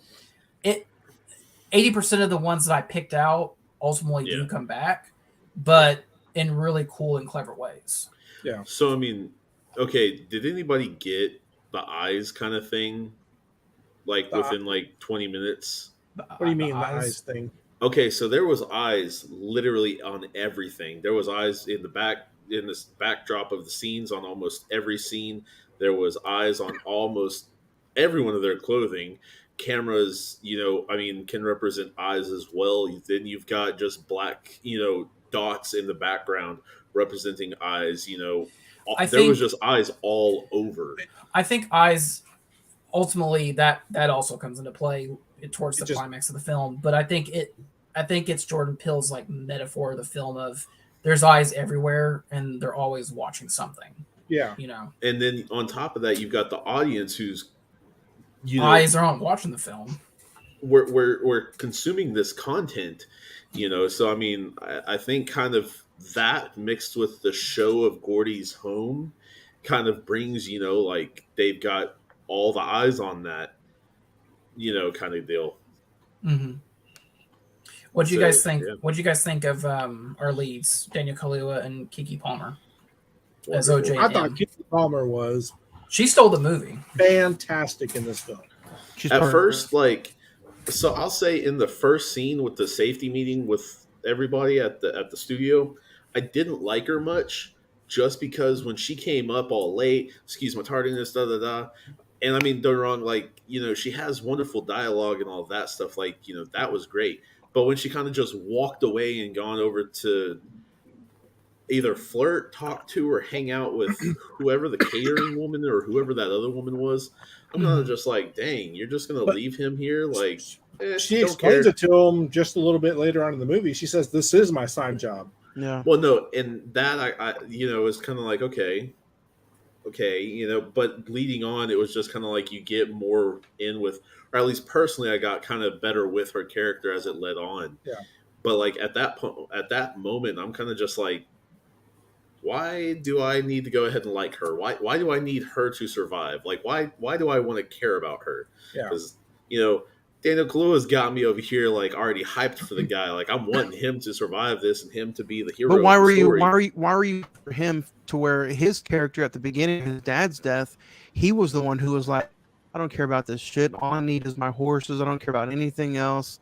He was the one at the beginning of the movie who was like, I kind of don't want life anymore. I barely even want to succeed at this. He's even flirting around with selling the ranch. She is technically all in, and she's all, even though she's in it for herself, yes, but she's, and even though she was late, she was the one who was really all hyped up and knew sell the business more than he did. I think that. But at the same time, I don't think she was dealing with the father's death like he was, as well as later on in the film, you find out all of what he's more than likely been dealing with in that 6 months worth of time. Because you got to figure all this stuff that happened to her, she's freaked the fuck. She's freaked out in all that little bit of time. But imagine 6 months of this. Exactly. I think but living where your dad was, being on the ranch where he was literally killed. Like that's got to play with a lot of emotion. And it also goes back to the childhood because they were talking about how she was ready to train a horse and her dad wouldn't let her, and OJ when he was younger ultimately got to do that, and she never really got to have a chance to be in that life. I think her dad kind of shielded her away from it. And that's Gene why I'm Jack. saying, like, as the story gone on, I got back on her side because I'm just like, okay, this makes sense. I could understand that. Yeah. Did anybody catch that it was the hikers that all that stuff was from? The hikers. Okay, so in like the beginning of the story, basically, they're talking about a bunch of 40 the hikers that or go something missing. like that. Yeah, Yes, yeah. that was all Yeah. their stuff, basically. Okay. Yeah, I was because just wasn't like, it okay. wasn't like a during the Universal logo, you started hearing like a The news report or broadcast something. or whatever. Yeah. Yeah. Yep. Nick, what did you think of the two mains, Daniel and Kiki? I think they're pretty good pairing. Can believe the chemistry of the main siblings. Remember watching Kiki Palmer and like Disney stuff a while back, so that I said, it's cool seeing that. Being a horror, I ask you, like the first hour is just non-stop suspense. You get a few of like the UFO here and there. This is all leading into something, and like this is just my thoughts. Like I do think that the most easiest to follow real movie. Like I don't think there's a lot of like hidden clues in there. You can kind of see where it's coming literally from maybe the first 30 minutes of the movie. Did you like this, Nick? Like in that first hour, you get the scene where the kids are messing with him, and he goes in and checks in on Clover, and you get like the kids little alien outfit. Yeah. That scene was pretty. It's a pretty cool scene. Just seeing because I don't know if it was like a split second where I felt like I looked down, but I was like I noticed like something pop up, one of the first kids popping up, Mm-hmm. and you're just looking at it, even though you find out it's a costume. But I was like, oh, this is pretty. It's pretty freaky. Just the movements, like that they nailed that down, and how he's the camera and everything. I put my hands up because I was like, "Oh, shit's about to get real right here." Well, it wasn't, and I was just like, I will say one of the biggest compliments this film has is the night sequences in this are stunningly beautiful. Like I don't know how they really achieved the cinematography in that, but like it was beautiful to look at, and I think on the other side, on the other flip of the coin, like you said, Craig, you were in that scene too. I was just like, oh, so we're gonna do aliens. Okay, that's cool. But the best thing about Jordan Peele, he keeps making you guess. He averts your expectations to think, okay, so we are talking about aliens, what you really think of as an alien, but when we actually get to the real situation, it's not like that at all. And I think that was the brilliant part of the movie. It's just it really subverted my expectation of it is an alien, but it really isn't type of thing. So, what did you guys think of the title card scenes? Like, after the opening credits of Nope, you get the title cards going into the scene of Ghost. You get the title card scene going into Clover, Gordy, Lucky, and then Jupiter. Clover, I didn't get that much, to be fully honest, because Ghost, you see Ghost. Lucky, you've seen Lucky. Jupiter, is Clover the one? Clover's the one that Daniel Kahlua was hiding in the barn and it gets sucked up into the air, right? Right. Yeah. Okay. That's the one he goes to go where he sees the little kids messing with him with the aliens. I want to explain my thoughts. Like, I think this is not his best movie. It's his most enjoyable movie, and I think it's the most well put together movie. In this movie, the first two movies, even though they were put out by Universal, they felt like independent horror movies. The first movie that George done that it feels like a massive sci-fi event. You get huge photography shots of the UFO, the alien. You get huge, like Zach said, cinematography shots at night. The scenes with the motorcycle and the wide shot scenes of Kiki on the horse. Like this is as well This is his most put together film as far as cinematography goes, and then just probably all like budget. Yeah. He used his budget to the max. This is the first movie that he's done, I think, that feels like a huge event. Like it's almost a sci-fi movie instead of sci-fi horror movie. Yeah, Yeah, you know, no, I it's. think. Go ahead, Greg. I was just gonna say, I agree with you, Johnny. I don't know what the budget. What was the budget on this film? Well, 68 million. 68 million, and Yeah. I mean, it was. I know there's not many parts that they use in this. I mean, they have the set for the TV show, they have the ranch, and then they have the Jupiter theme park. But I mean, it was just like the CGI was crisp. The usage of everything that they used in this movie was very, very crisp. Like you said, the shots were great. The cinematography from afar, all the close-up shots, it was all just very well shot. And I think, as knowing that Jordan Peele is pretty much an established director now, just listen to this. Starting with just Get Out and his first debut film, that budget of that film was 4.5 million, and then it raises up to 20 million for Us, and now it's 68 million. So I think Universal, whatever production company he's going to be working with, they trust him to make a quality film and say, okay, here's you some money, and we will let you, as the writer, producer, director, tell the story you want to tell. Well, I mean, with this one, he used his own production company, Monkey Paw, for that matter.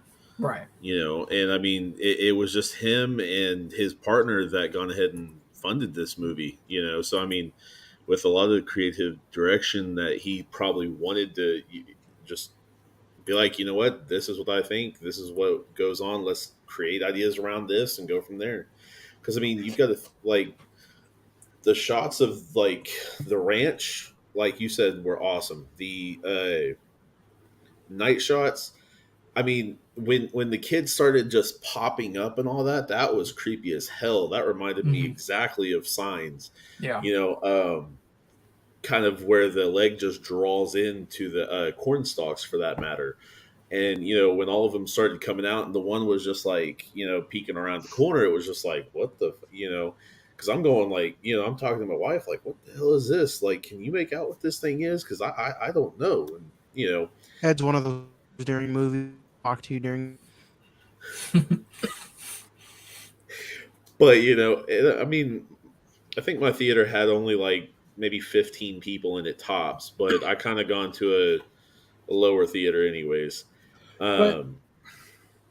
But you know, at the same time, like there was a ton of stuff that was just in this movie that had wonderful, wonderful shots, as well as just the effects used were not overwhelming, but just big effects. I know later in the film we kind of get like the big visual effects with like the creature transforming and everything. But to me, the big money shot for me was the house. Once we kind of figure, the wide shot of the house when it's just expelling the inanimate objects, and the blood on the house that was so beautiful. The blood, that was literally like the hardcore shot it got, because literally, you know, on the inside that's one thing, like, you know what I mean, just to show like blood going down and rain effect basically. But you see from Daniel outside, you see from Daniel Kaluuya's perspective, and it's just like oh my god, that is horrifying. Like, bro, if I was watching my sister go through that, like, I would be like fucking so like scared, furious at the same time, like anxious, anxiety through the roof, man. I don't know. It would be It was the little details that, like, when it was raining with the spacecraft or whatever it was, the alien, when it's coming toward Daniel Kaluuya in the car, like, you have the normal rain, and then all of a sudden the rain gets a little bit heavier and it's coming down the windshield, and then it stops because it's hovering over him. Like, it's small things that normal people or other directors might not do, that change in the water on the windshield. And Jordan Peele does it, and it's very slight, but you get the full effect of that thing coming over you, changing the falling of the rain. Mhm. And I So- thought it was done very well. Did anybody else kind of jump whenever the statue hit the windshield? I jumped. Man, I was Yeah. just like, oh shit. People behind me started laughing, but I was just like, dude, that wasn't expected, literally, because, all of a sudden, just that out of nowhere and that huge sound and the sound effects that he used were just placed widely and perfectly, I thought, When they're setting up that poor statue and Jupiter pulls up and they're like giving each other the thumbs up. She's like, "Do we give him the thumbs up?" He's like, "Yeah, give him the thumbs up." It was a mixture of like they're not trying to be funny, but it's the way that they're talking to each other in the moments where it's supposed to be serious that makes it funny. Yeah. It's like they're very It's- like there's shit very- going down. We don't want to be anyone to know what's going on. It's very keeping it close to the chest. Like Nick said, with the chemical, interaction with Kiki Palmer and Daniel Kahlua, it was just awesome. And I mean, they literally without them being good together, for that matter, I don't think this works as well. Mm-hmm. Even with as good of a story as it was, I don't think without them having some sort of bond or a decent bond right there, I don't think it works that well. I mean, that's where he has great casting decisions, and even Steven Yeun with all that he did, for that matter, the kind of the guy who's making money off of his tragedies of life, going through all of these little, memorabilia and the park, and then what he does, whether for Otis Jr. or OJ, or in what he's showing Emerald, for that matter. And he's kind of like, yeah, you want to see it, usually I charge for this, but we'll go ahead, and since you're a big fan, and y'all, yeah, let's go. It was kind of just little things like that, pointing out all the objects and stuff like that. It's kind of like doing services to his past, but at the same time, unknowingly moving the plot forward in his, like Zach said earlier, in his subplot B, basically moving it forward, because like Jupiter and OJ are kind of direct, like they have a path of tragedy in ways of each other, but one learned to where the other did not. Well, so I sent you guys a link earlier, and Johnny Yep. said to save it. Did you read it? Did anybody read it? I did read that, but I had already kind of So heard Jupiter something like that before. Jupiter is entertaining the aliens by feeding the horses and making a show out of it because he's trying to tame what he thinks is a predator. No, That's- the Lucky was the first one. No, Lucky was the first one he tried. Yes, he was. Lucky, that was the inaugural. Because he He's told them that he had seen this as a kid. why is he buying all the horses from OJ Because to keep okay, feeding the aliens? Yeah, yes, no, but that was the all first the show. That was the first show he did. The first show, yes, but he's been using the horses from OJ to feed the aliens to try and make friends with it because he felt when the monkey died at the beginning during the show, the monkey was going to give him the fist bump. So he felt like he could tame a predator, and that's what Well, he was trying to felt he had do a with connection. the alien. He felt like he had a Oh. connection. He Is was that trying what to that build is? a That what that connection was between- about? Yeah, I think Because, that's what That was the thing. That was the part of the film. I'm just like, I don't. because I think Steven Yeun. I think he's good in this, but I just don't think his character pays off because the way it's set up, the way Jordan Peele kind of presents the idea of when this thing is around, it affects people and animals' behaviors.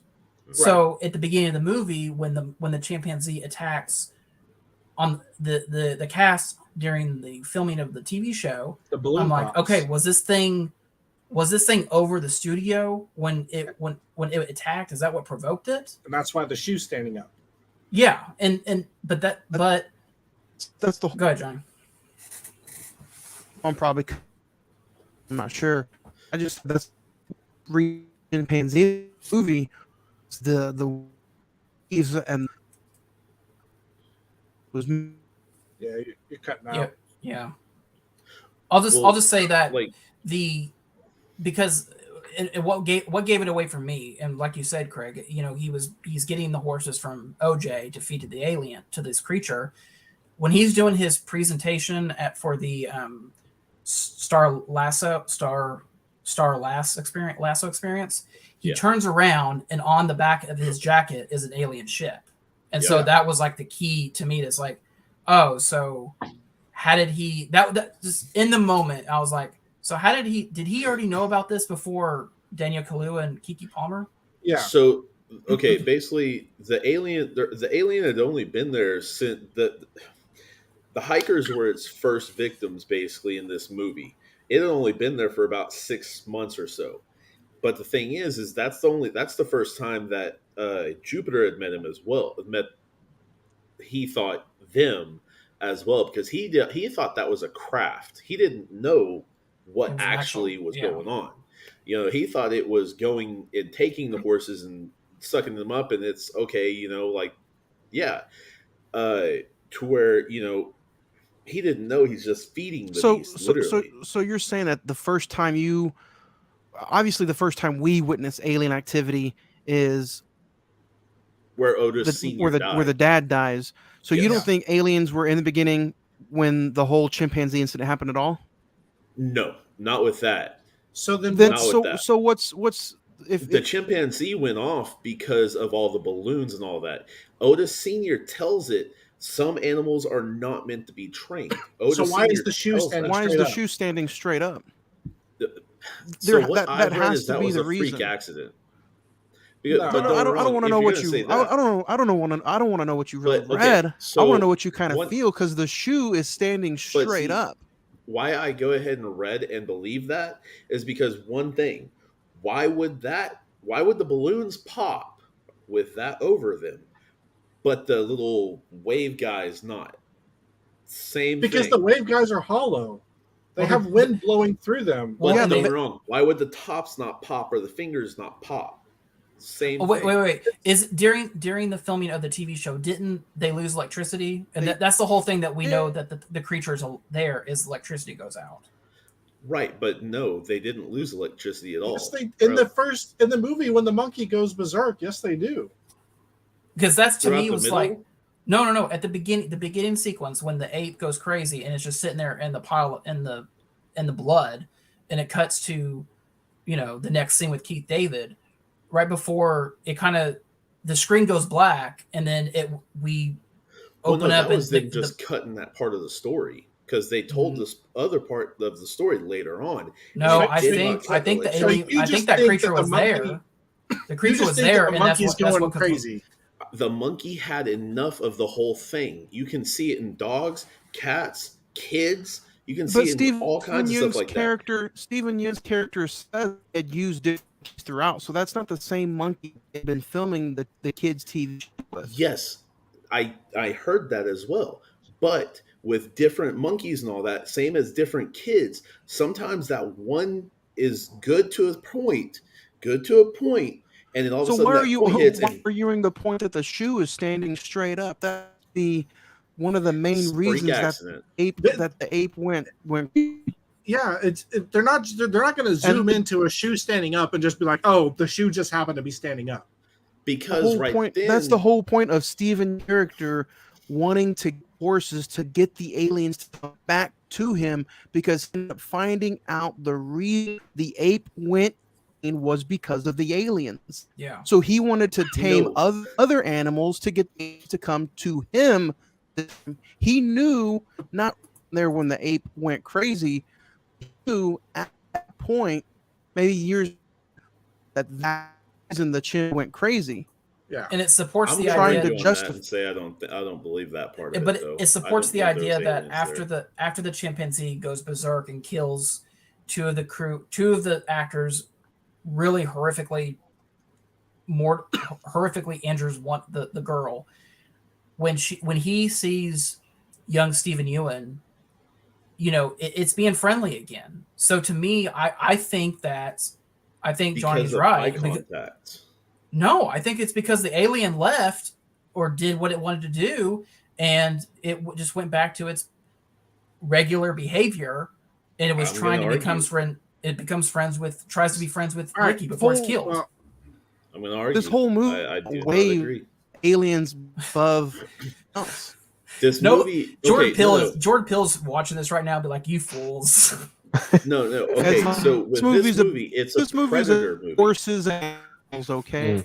It's not literally that aliens are controlling other. It's not like that. No, it's not The controlling alien their is behavior. another but see, don't get me wrong. That's exactly what they were saying. It's No, affecting it's their not. behavior. It's affecting. That's why all the horses acted so weird when he had them.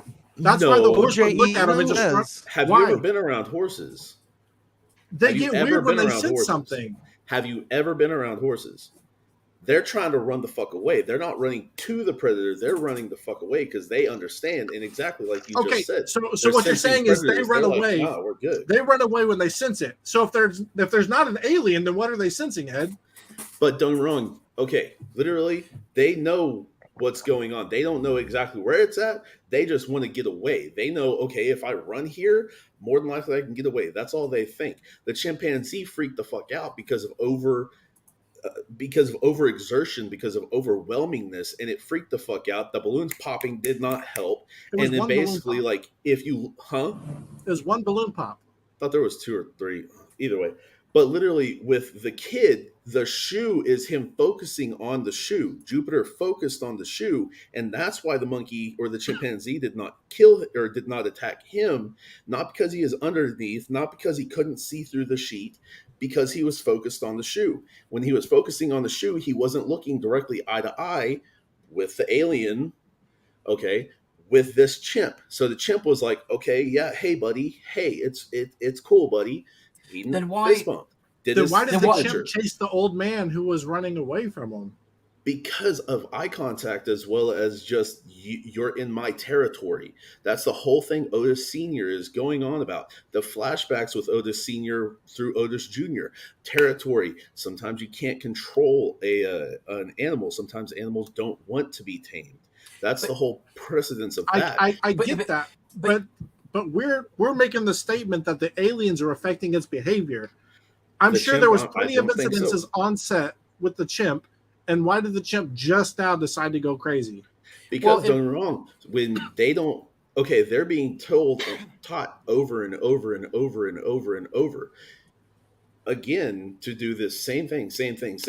It's probably like, okay, I don't like all this. Y'all, like, I don't like all this. And so many people don't even know how to tell dogs anxiety levels, for that matter, let alone other animals that are exotic, like a chimpanzee, like snakes and different stuff like that. People think, oh, a snake's not eating. It must, I don't know what to do. I guess I'll cuddle up with it. No, it's sizing you up. It thinks you're smaller than it. It wants to eat you. And, Things like that happen and- because people are ignorant to animal ways. and we're not saying you're wrong. We're interpreting the movie as we see it. We But just what think I'm that saying- we're just saying that Red. in the grand scheme of things, we think that the alien, whatever this creature is, Push the affected the monkey chimp over. it affected the chimp's behavior But to what the I'm point where saying it what do you- attacked. Nick, is the training. Nick's the ref. You know, What do you think? You think What do you think? the alien had any to do with the chimpanzee? Well, yeah, you can see both sides, but the shoe setting up, it was clear the broom trick that happened not too long ago, or the gravity. No, it sounds just Well, and my stupid. thing is, No. this is like if Stephen Ewan knew about this, obviously the only time frame we're given is 6 months after the dad's death.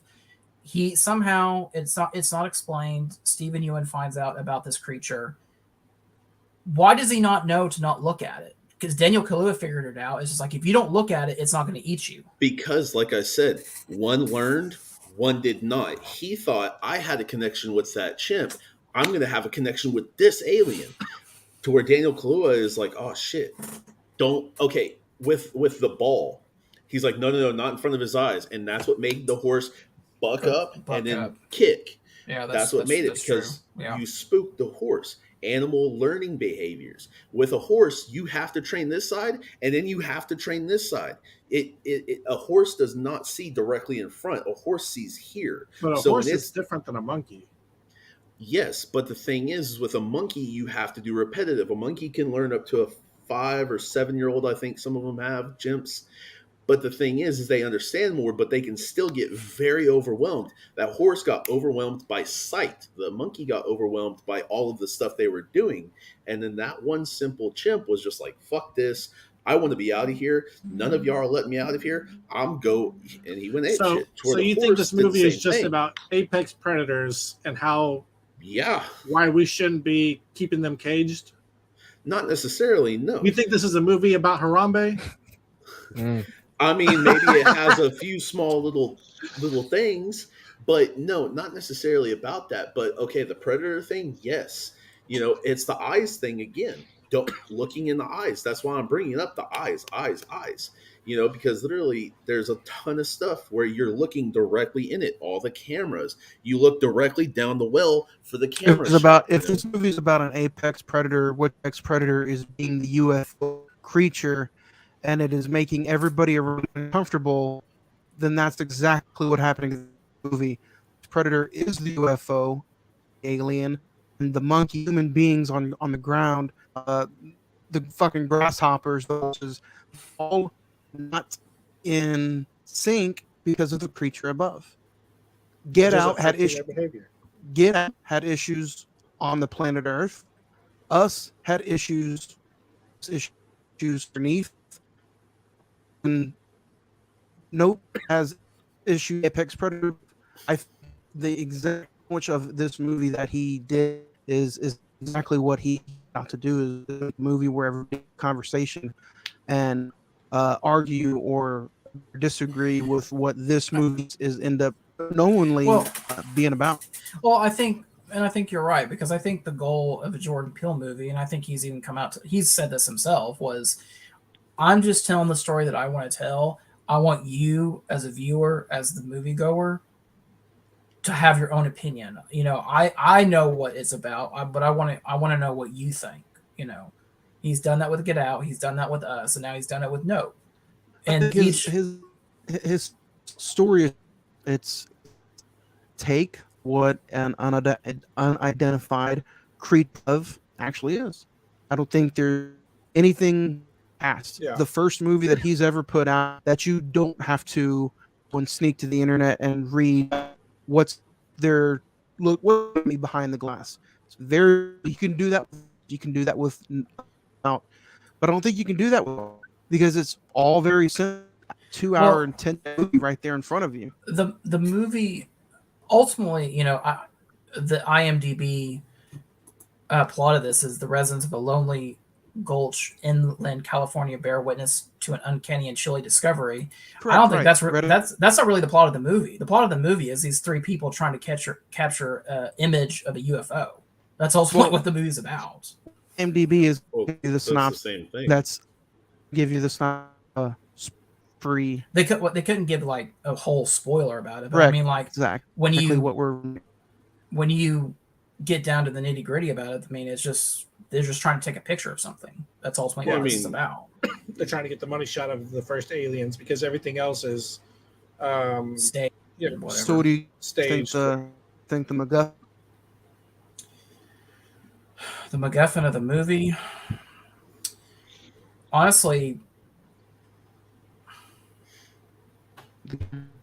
what do you think it is?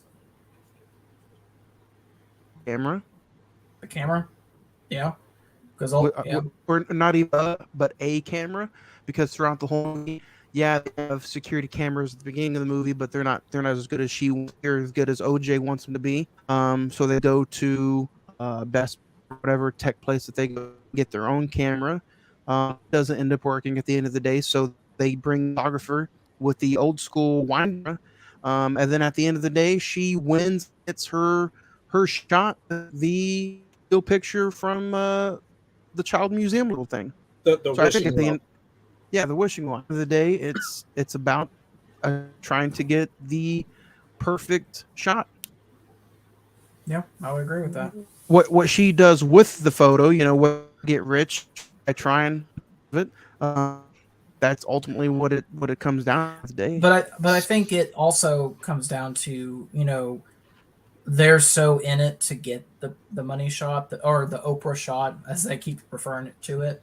But I think this is it. I think honestly, I think the MacGuffin of the film is the relationship between M and OJ.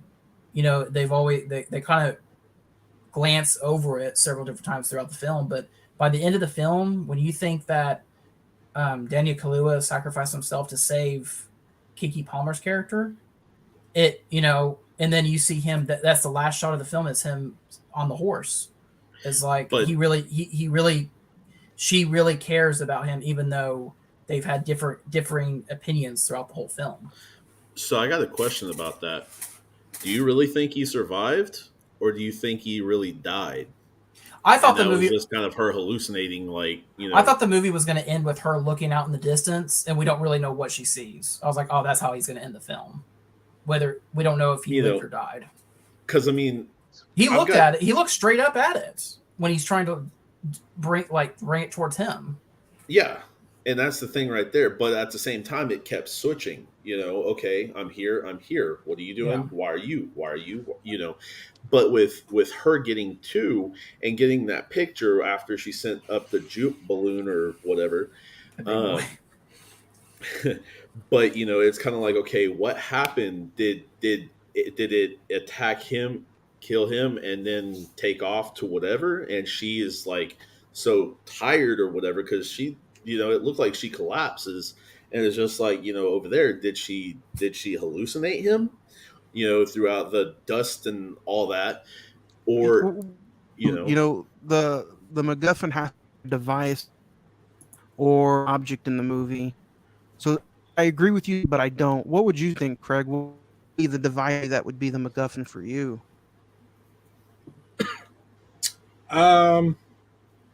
The actual UFO?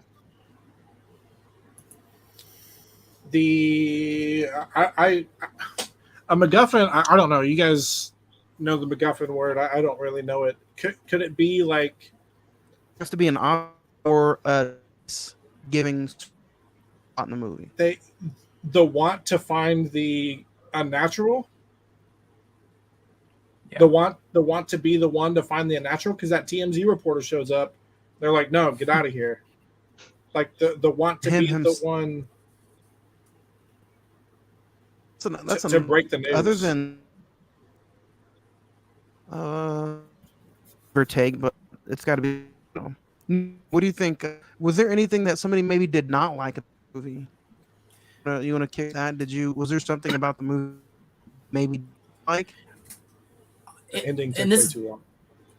To me, I think probably my only nitpick about the movie is I think the climax just kind of, not in a pacing way where it slows down or anything, but it just kept going. Like, I feel like there were at certain moments where I was like, okay, you could have ended right here. Oh, you could have ended right here. Oh, we're going to keep going. Okay. So, I mean, other than that, I thought the score was, like the same from Get Out and Us. I thought was really one of the standout parts of the film. I mean, other than the climax, just I don't think that's my only nitpick about it. What about Ed, Nick? Do you have any? The only thing I would nitpick, and this is a very small nitpick, because this is the only thing I looked for and actually kind of found, for that matter. Daniel Kaluuya's character, OJ, kind of just like when the father died, he's just kind of standing there like, why do I have to deal with this? And he mopes around and all that, or even on the horse at the final scene, just standing there or sitting there on the horse, not doing anything, like not going over to check on her.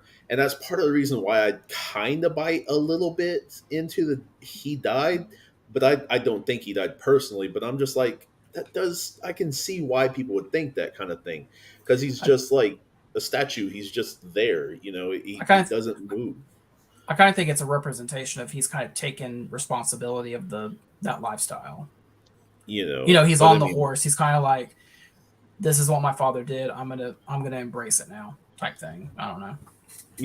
But I mean, that would be the only nitpick I could actually have on this movie personally. Like, yeah, that, like I said, that was finding something. Yeah. I think the other thing is the Stephen Ewan character. I think that it just on my perspective of the film, I think that could be cleared up in multiple viewings later on. I mean, honestly, like I like him as an actor, and I have Yeah. since back in the Glenn days of Walking Dead, yeah. Walking Dead. And actually, that's part of the reason I stopped watching The Walking Dead is when he got killed. Personally, that was just like a cap for me. He died? No, he's still in it. But I've liked his acting and all that. So I mean, he's one of the zombies now.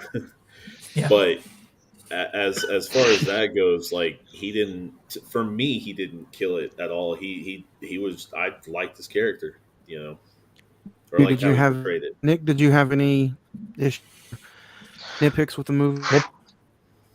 Well, I would say at first, when it was revealed that the UFO is actually alien, I kind of was like, I don't know how I feel about that. I feel like a little old fashioned with the big black-eyed aliens, because it's like the idea that there's these creepy looking bastards.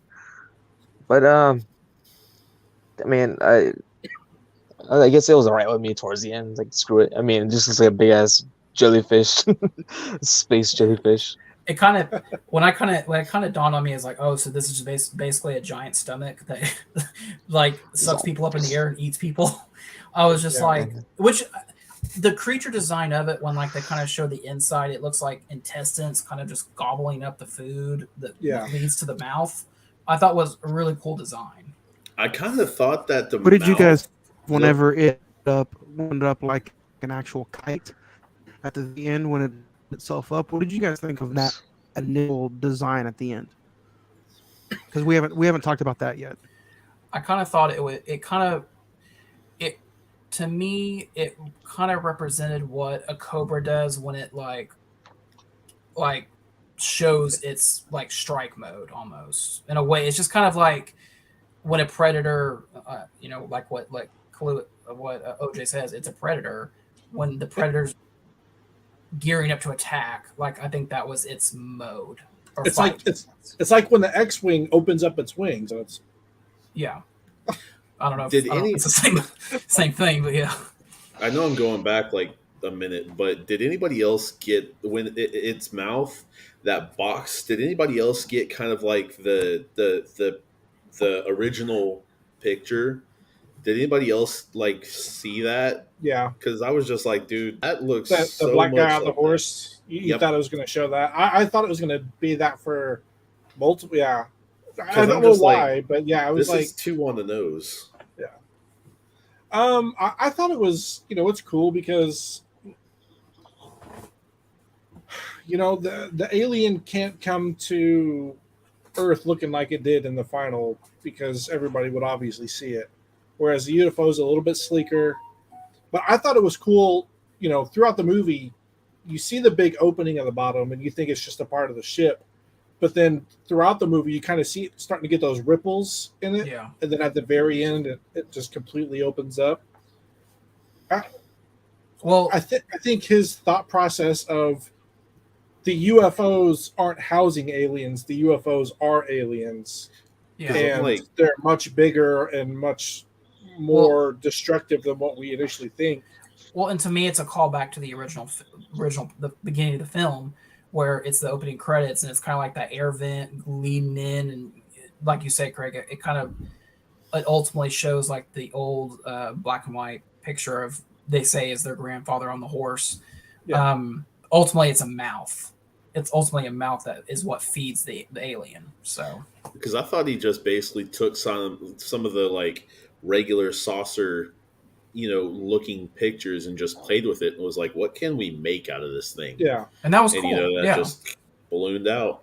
And I think that's a creative genius of Jordan Peele of, let's just take something that people know by knowledge and let's just flip it on its head. Yeah.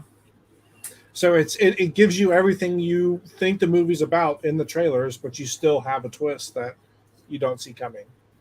Yep. I will say I really tried to stay away from, other than the first trailer, I stayed away from all the trailers, the TV spots, anything, little featurettes. After the movie, I went back and watched like the final trailer that was released like a month ago. They gave that 3 minute trailer showed a lot. Like Did it? I was kind of shocked at it, to be honest. Did anybody else catch the Stephen Curry trailer? I saw that. I was about to say that he's in there in a trailer for Nope, and he like misses a shot. It's in because like of the alien. barn gym, and it rolls out and all that, and rolls off like a ledge or something. And he looks out and he just sees it, and you can see how the sky like darkens, and he's like, "Nope." Walks back in, and it's like, "Oh my god." The way that they used the title in the movie was pretty good. So we talked about scenes that we didn't really like. Anybody have any favorite scenes? I would. Go ahead. I would just say probably my favorite scene is really the one that kind of stuck out to me, even after walking out of the theater, was the wide shot of the alien expelling the inanimate objects and the blood and like the rain. It's just a combination of like the nasty grittiness of what this thing is, and we didn't even talk about Angel, the Geek Squad person. Basically, I thought he was a good addition. I thought he kind of fit in well with Kiki Palmer and Daniel Kahlua. He would pick. He's a character on actor who I worked all in the movie. He definitely was a nice addition to them. He brought in something that like wasn't fully connected with them, but it was supposed to be like, you're kind of an outsider. We're welcoming you, but you're kind of still an outsider, dude. Like at first, he kind of forced himself onto them. And after a while, they're like, all right, since you know all about the tech, let's bring you in on it. But I mean, even I know this, was in the plot and all that, but even the genius of him, getting himself in that tarp and then wrapping barbed wire around him and being, when he got pulled up, that was genius. Smart. Yeah.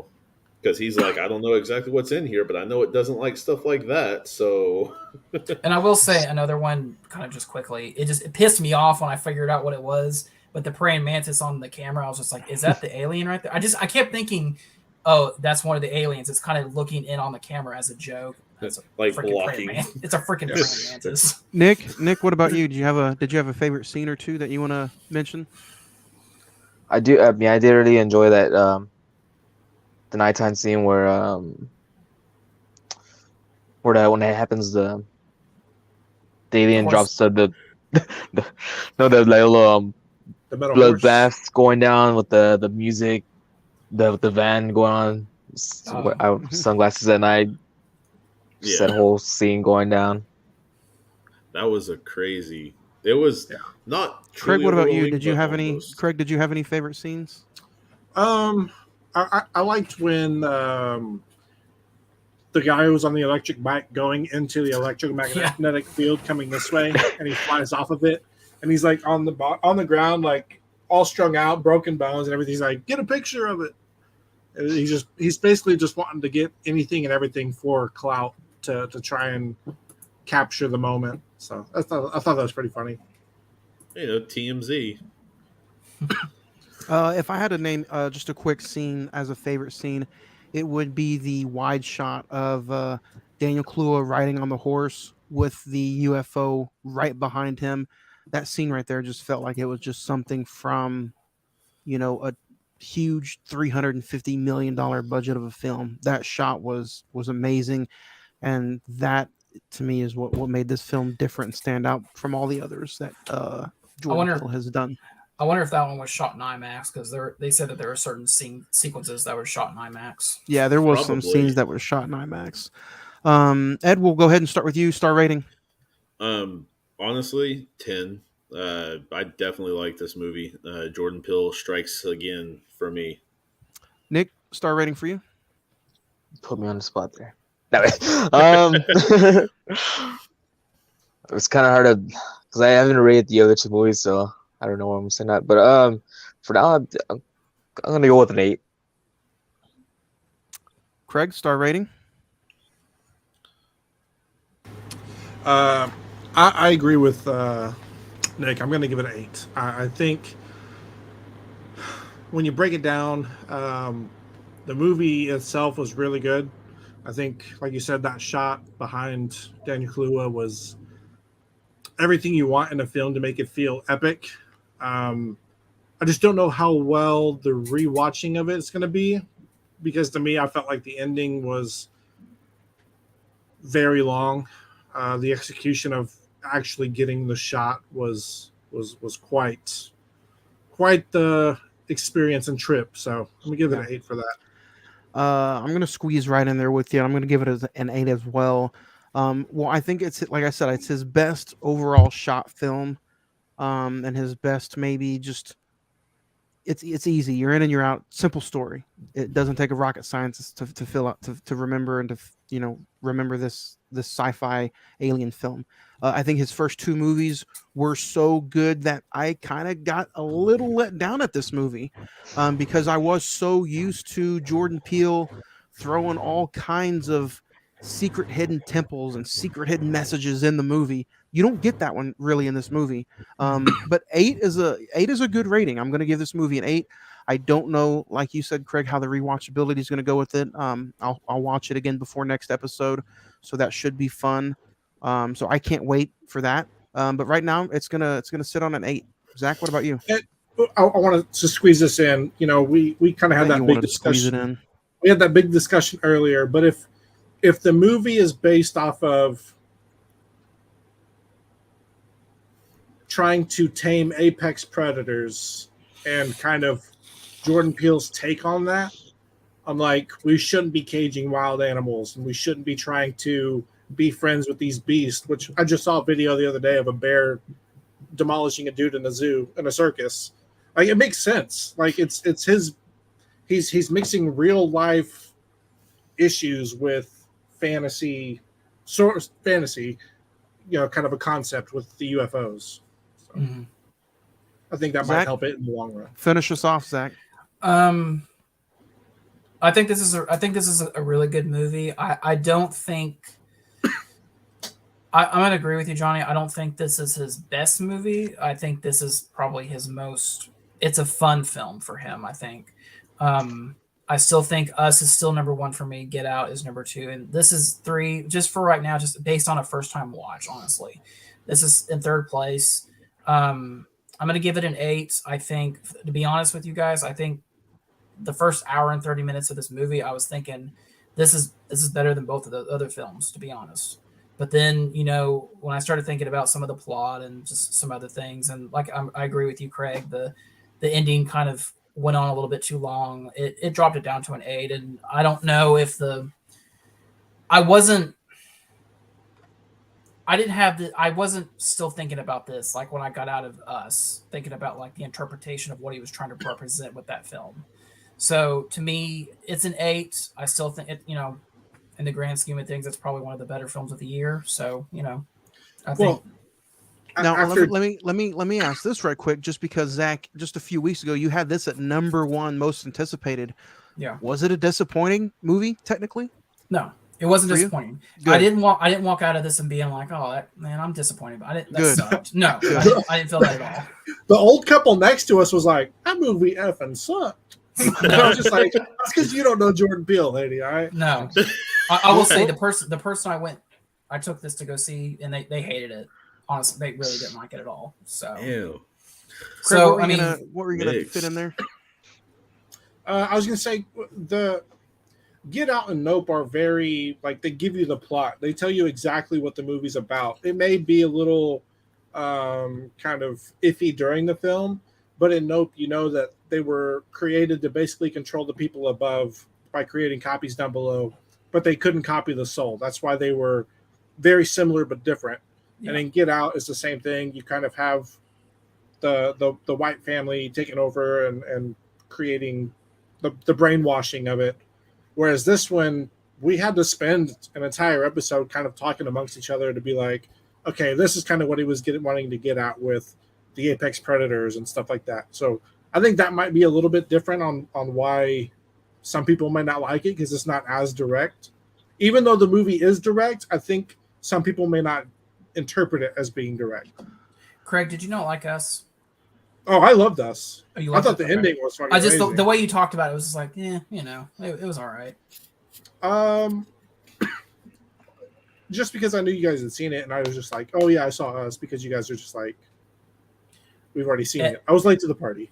Ed, is this your favorite Jordan Peele movie out of the three? In what I like, yes. I think, I don't know. It's kind of hard to explain that because I like a lot of the alien stuff, and that's probably why I enjoyed this movie a bit more, as well as like why I kind of gave it a higher rating as well. I mean, honestly, that probably did impact it. My personal, infatuations with that. But as far as like, do I think this is his ultimate movie? Not necessarily. I do think Juan's got it kind of right. I think this is one of is a good movie. It's an enjoyable movie, but it may not be his best movie. But personally, I really really liked it. So To answer your question, Johnny, it's in the top 5 of the year so far. So if that answers anything.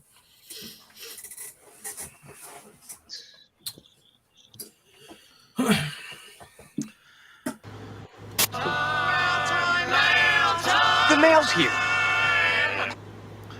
All right, guys. This is our segment, mailbag. You guys can email us at the show, cinemen921@gmail.com, or hit us up on social media again, facebook.com/the Cine-Men Movie Podcast. So check us out as we get into the mailbag. I'm not going to read a lot because we're going over a little bit. Haley says, Nope was everything I expected, and then some. Has everyone ever had a start to their debut of directing 3 straight films like Jordan Peele has? I don't think so. Nope is a 9 for me. George Lucas? He directed something called THX. You might want to look into it. Nope. I was just...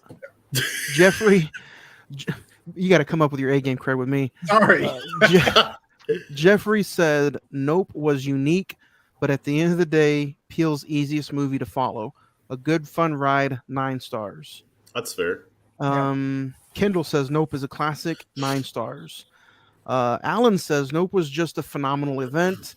It is today's day and age version of Independence Day, 9 stars. Wow. I don't know what that means. There's no buildings that blew up.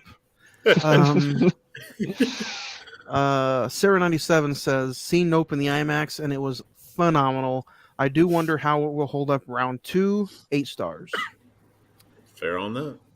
Henry says, I cannot wait for the Antichrist episode. I've been waiting for a podcast I listen to review it.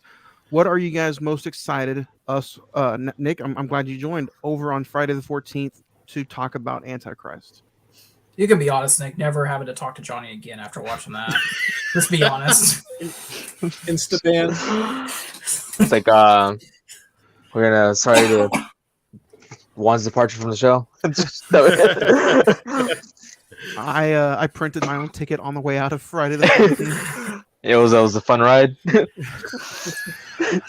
I just hope what I'm excited, Nick, you can follow if you want, but what I'm excited for about this conversation is I hope that everybody takes the massive Willem Dafoe that they see in the movie, and I hope that people take the extraordinary sexual scenes. I mean, that's in the movie, yeah, but take that and just put it in the back of your mind for now, because the story. No. And I'm gonna mute you because you sound like a big ass choo-choo train. The story between the beginning death all the way until technically a possession, and then the ending scene, the 2 characters, there's really only 3 characters in the movie, but the story and the overall like damnation that the 3 characters go through from act 1 to act 3 is just like scary. And I think that's what a really in-depth horror movie probably should deliver to you. So yeah, I mean, because of the director, yeah, there's all kinds of body parts and blood scenes that we may not want to see, but I think the story is really, really powerful behind the actual architect of what you see on TV or what you see on the movie. Please use caution to any viewers who want to watch that. Correct. It is very graphic, but I think the story behind it is telling. Nick, what about you? Like, have you heard about Antichrist before I suggested it for Friday the 14th? I don't know. I mean, I've heard the name before. I feel like I've maybe caught glimpses of it, but just never to full on. I feel like I'm being put to a test here. Like, do you really Nick- like Willem Dafoe? Is that if you love Willem Dafoe, wow. you'd watch this? I thought No. you're putting me to a test there. No test. I'm just like Test. it has been something that just has been on my mind for like Just- since On your mind? What's been on your mind? You'll find out. it's almost kind of like Father's Day, that movie. Like it's a good movie to talk about and to show other people and to see what they might think about it. But I think the story behind Antichrist is a lot more deeper. Nick, blink twice if you're in help. If you need trouble. If you're a help. Oh, that's funny. There's a reason we told them not to do it on this podcast. Because honestly, with how sick Ed is, it'd probably just be me and Ed talking about the movie. I mean, he is the only one who talked The Exorcist with me. That's not fair. I was gonna be there. I thought you said you couldn't watch it in the I house. watched it. I was ready. He wasn't ready. I was ready. Sam G69, the 69er says, I couldn't get past how terrifying Nope was. I think he's the new master of suspense and the new master of horror. Scoot over Hitchcock. Jordan Peele knocked it out of this world. Nope gets a 10. Not even the pack. Out of the world. Out of the world. We'll finish up with this one just because we're running pretty late. Noah says, Nope was great, but is it the best movie of the year so far? It is, to me, 10 stars. Damn. So a lot of high grades, a lot of 9s, 8s, and 10s, guys. I thought we were going to get some mixed. I thought we were going to get some mixed reviews, but it is week number 1. You know, those mixed reviews usually come in week 2 or 3, like Thor. You know, there's a lot of mixed reviews with Thor week 2 and 3, so should be interesting next Sunday. Now I can't even say next Monday. Audio version. The audio version of this episode will still drop next Monday, August the 1st.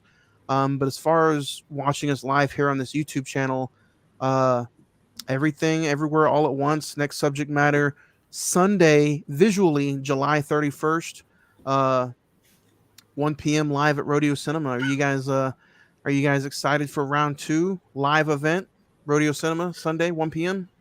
Ready to get my hands in there. Nick, I'm expecting you to make the 11.5-hour trip from Whoa. from Texas to Oklahoma City. Edward will send you the Uber's on him, okay? Oh yeah. It's literally on his back. You have to hop on a little chair and he'll walk you up. You've there. seen Jupiter, but now you have to ride Ed. No, I'm just messing with you. But no, everyone excited next this Sunday actually? No. Everything, everywhere, all at once. Something I've really heard good things about it, but we'll see. I say just watch it before Sunday because it's a film that requires your full attention. I'll just say that. I'm gonna watch it after Sunday. Just show up and be like, "Yeah, I'm just watching it with the crowd." Yeah, the chick that was everywhere and anywhere. All at once. Yeah, all at once. But yeah, that's our next episode. So does anybody have anything they want to skadoodle on with? Nick, are you excited for Wednesday? We got Antichrist this Wednesday. Other than that, do you have anything you want to mention or plug before you get out of here? My goodbyes. No, I just want to say this is a fun time here. I mean, even though I can't really put too much input into that debate going on here. If the ape was controlled by the aliens or it just snaps, something. That's fine. It's usually not like that. You know, I seen it like it's like it went by. I was like, oh, I don't know, just one of those scenes. But just thinking about it now, like, damn, I'm Now just he's gonna like- sleep on it. Like, He's like, that damn monkey. well, which was side possessed." is it, man? It's Was he like Team possessed or Edward not? and Team Jacob. It's the possessed monkey from Family Guy. Oh my god. But also, I love the idea of like OJ, the Dark Theory. Did he actually die? That's pretty cool. I feel like Something to think. if they just make it canon, he died. It would have made the But yeah, if you want to This follow way. me, you can follow me, of course, on the Friday the 14th podcast. You follow me, the 4K bag on Instagram, and that's about it. I'm ready to see some Willem Dafoe, I guess. Willem Dafoe. You're gonna see all of And it. then with that, Wednesday, July 27th, 8 p.m. Ed, do you have anything you want to add in before we check out and go on to Rodeo Cinema Sunday? No, man, go out and see Nope. Other than that, gotta say happy birthday for that matter. And yeah, this is Ed saying I'll see you on the silver screen. Happy birthday to who? Craig, do you have anything you want to mention to any of the listeners out there before we get out of here? You can go check out Wednesday's episode, but don't watch the movie. Watch their reactions and then watch the movie. There you go. Zach, do you have anything you want to add into this episode before we see everybody Sunday? Yeah, like Ed said, go check out No. Apparently, go see it on the biggest screen you can. I've heard really good things about that. Yeah, everything, everywhere, all at once at Radio Cinema this coming Sunday. Don't forget, guys, A24 month starts Monday. Audio, August the 1st, 9 p.m. next Monday. Or you can join us live this Sunday for another live event. This Sunday, Rodeo Cinema, 2221 Exchange Avenue, right here in Oklahoma City, Oklahoma, for a live podcast viewing of Everything, Everywhere, All at Once, as A24 month kicks off Sunday, right here on the Cine-Men Movie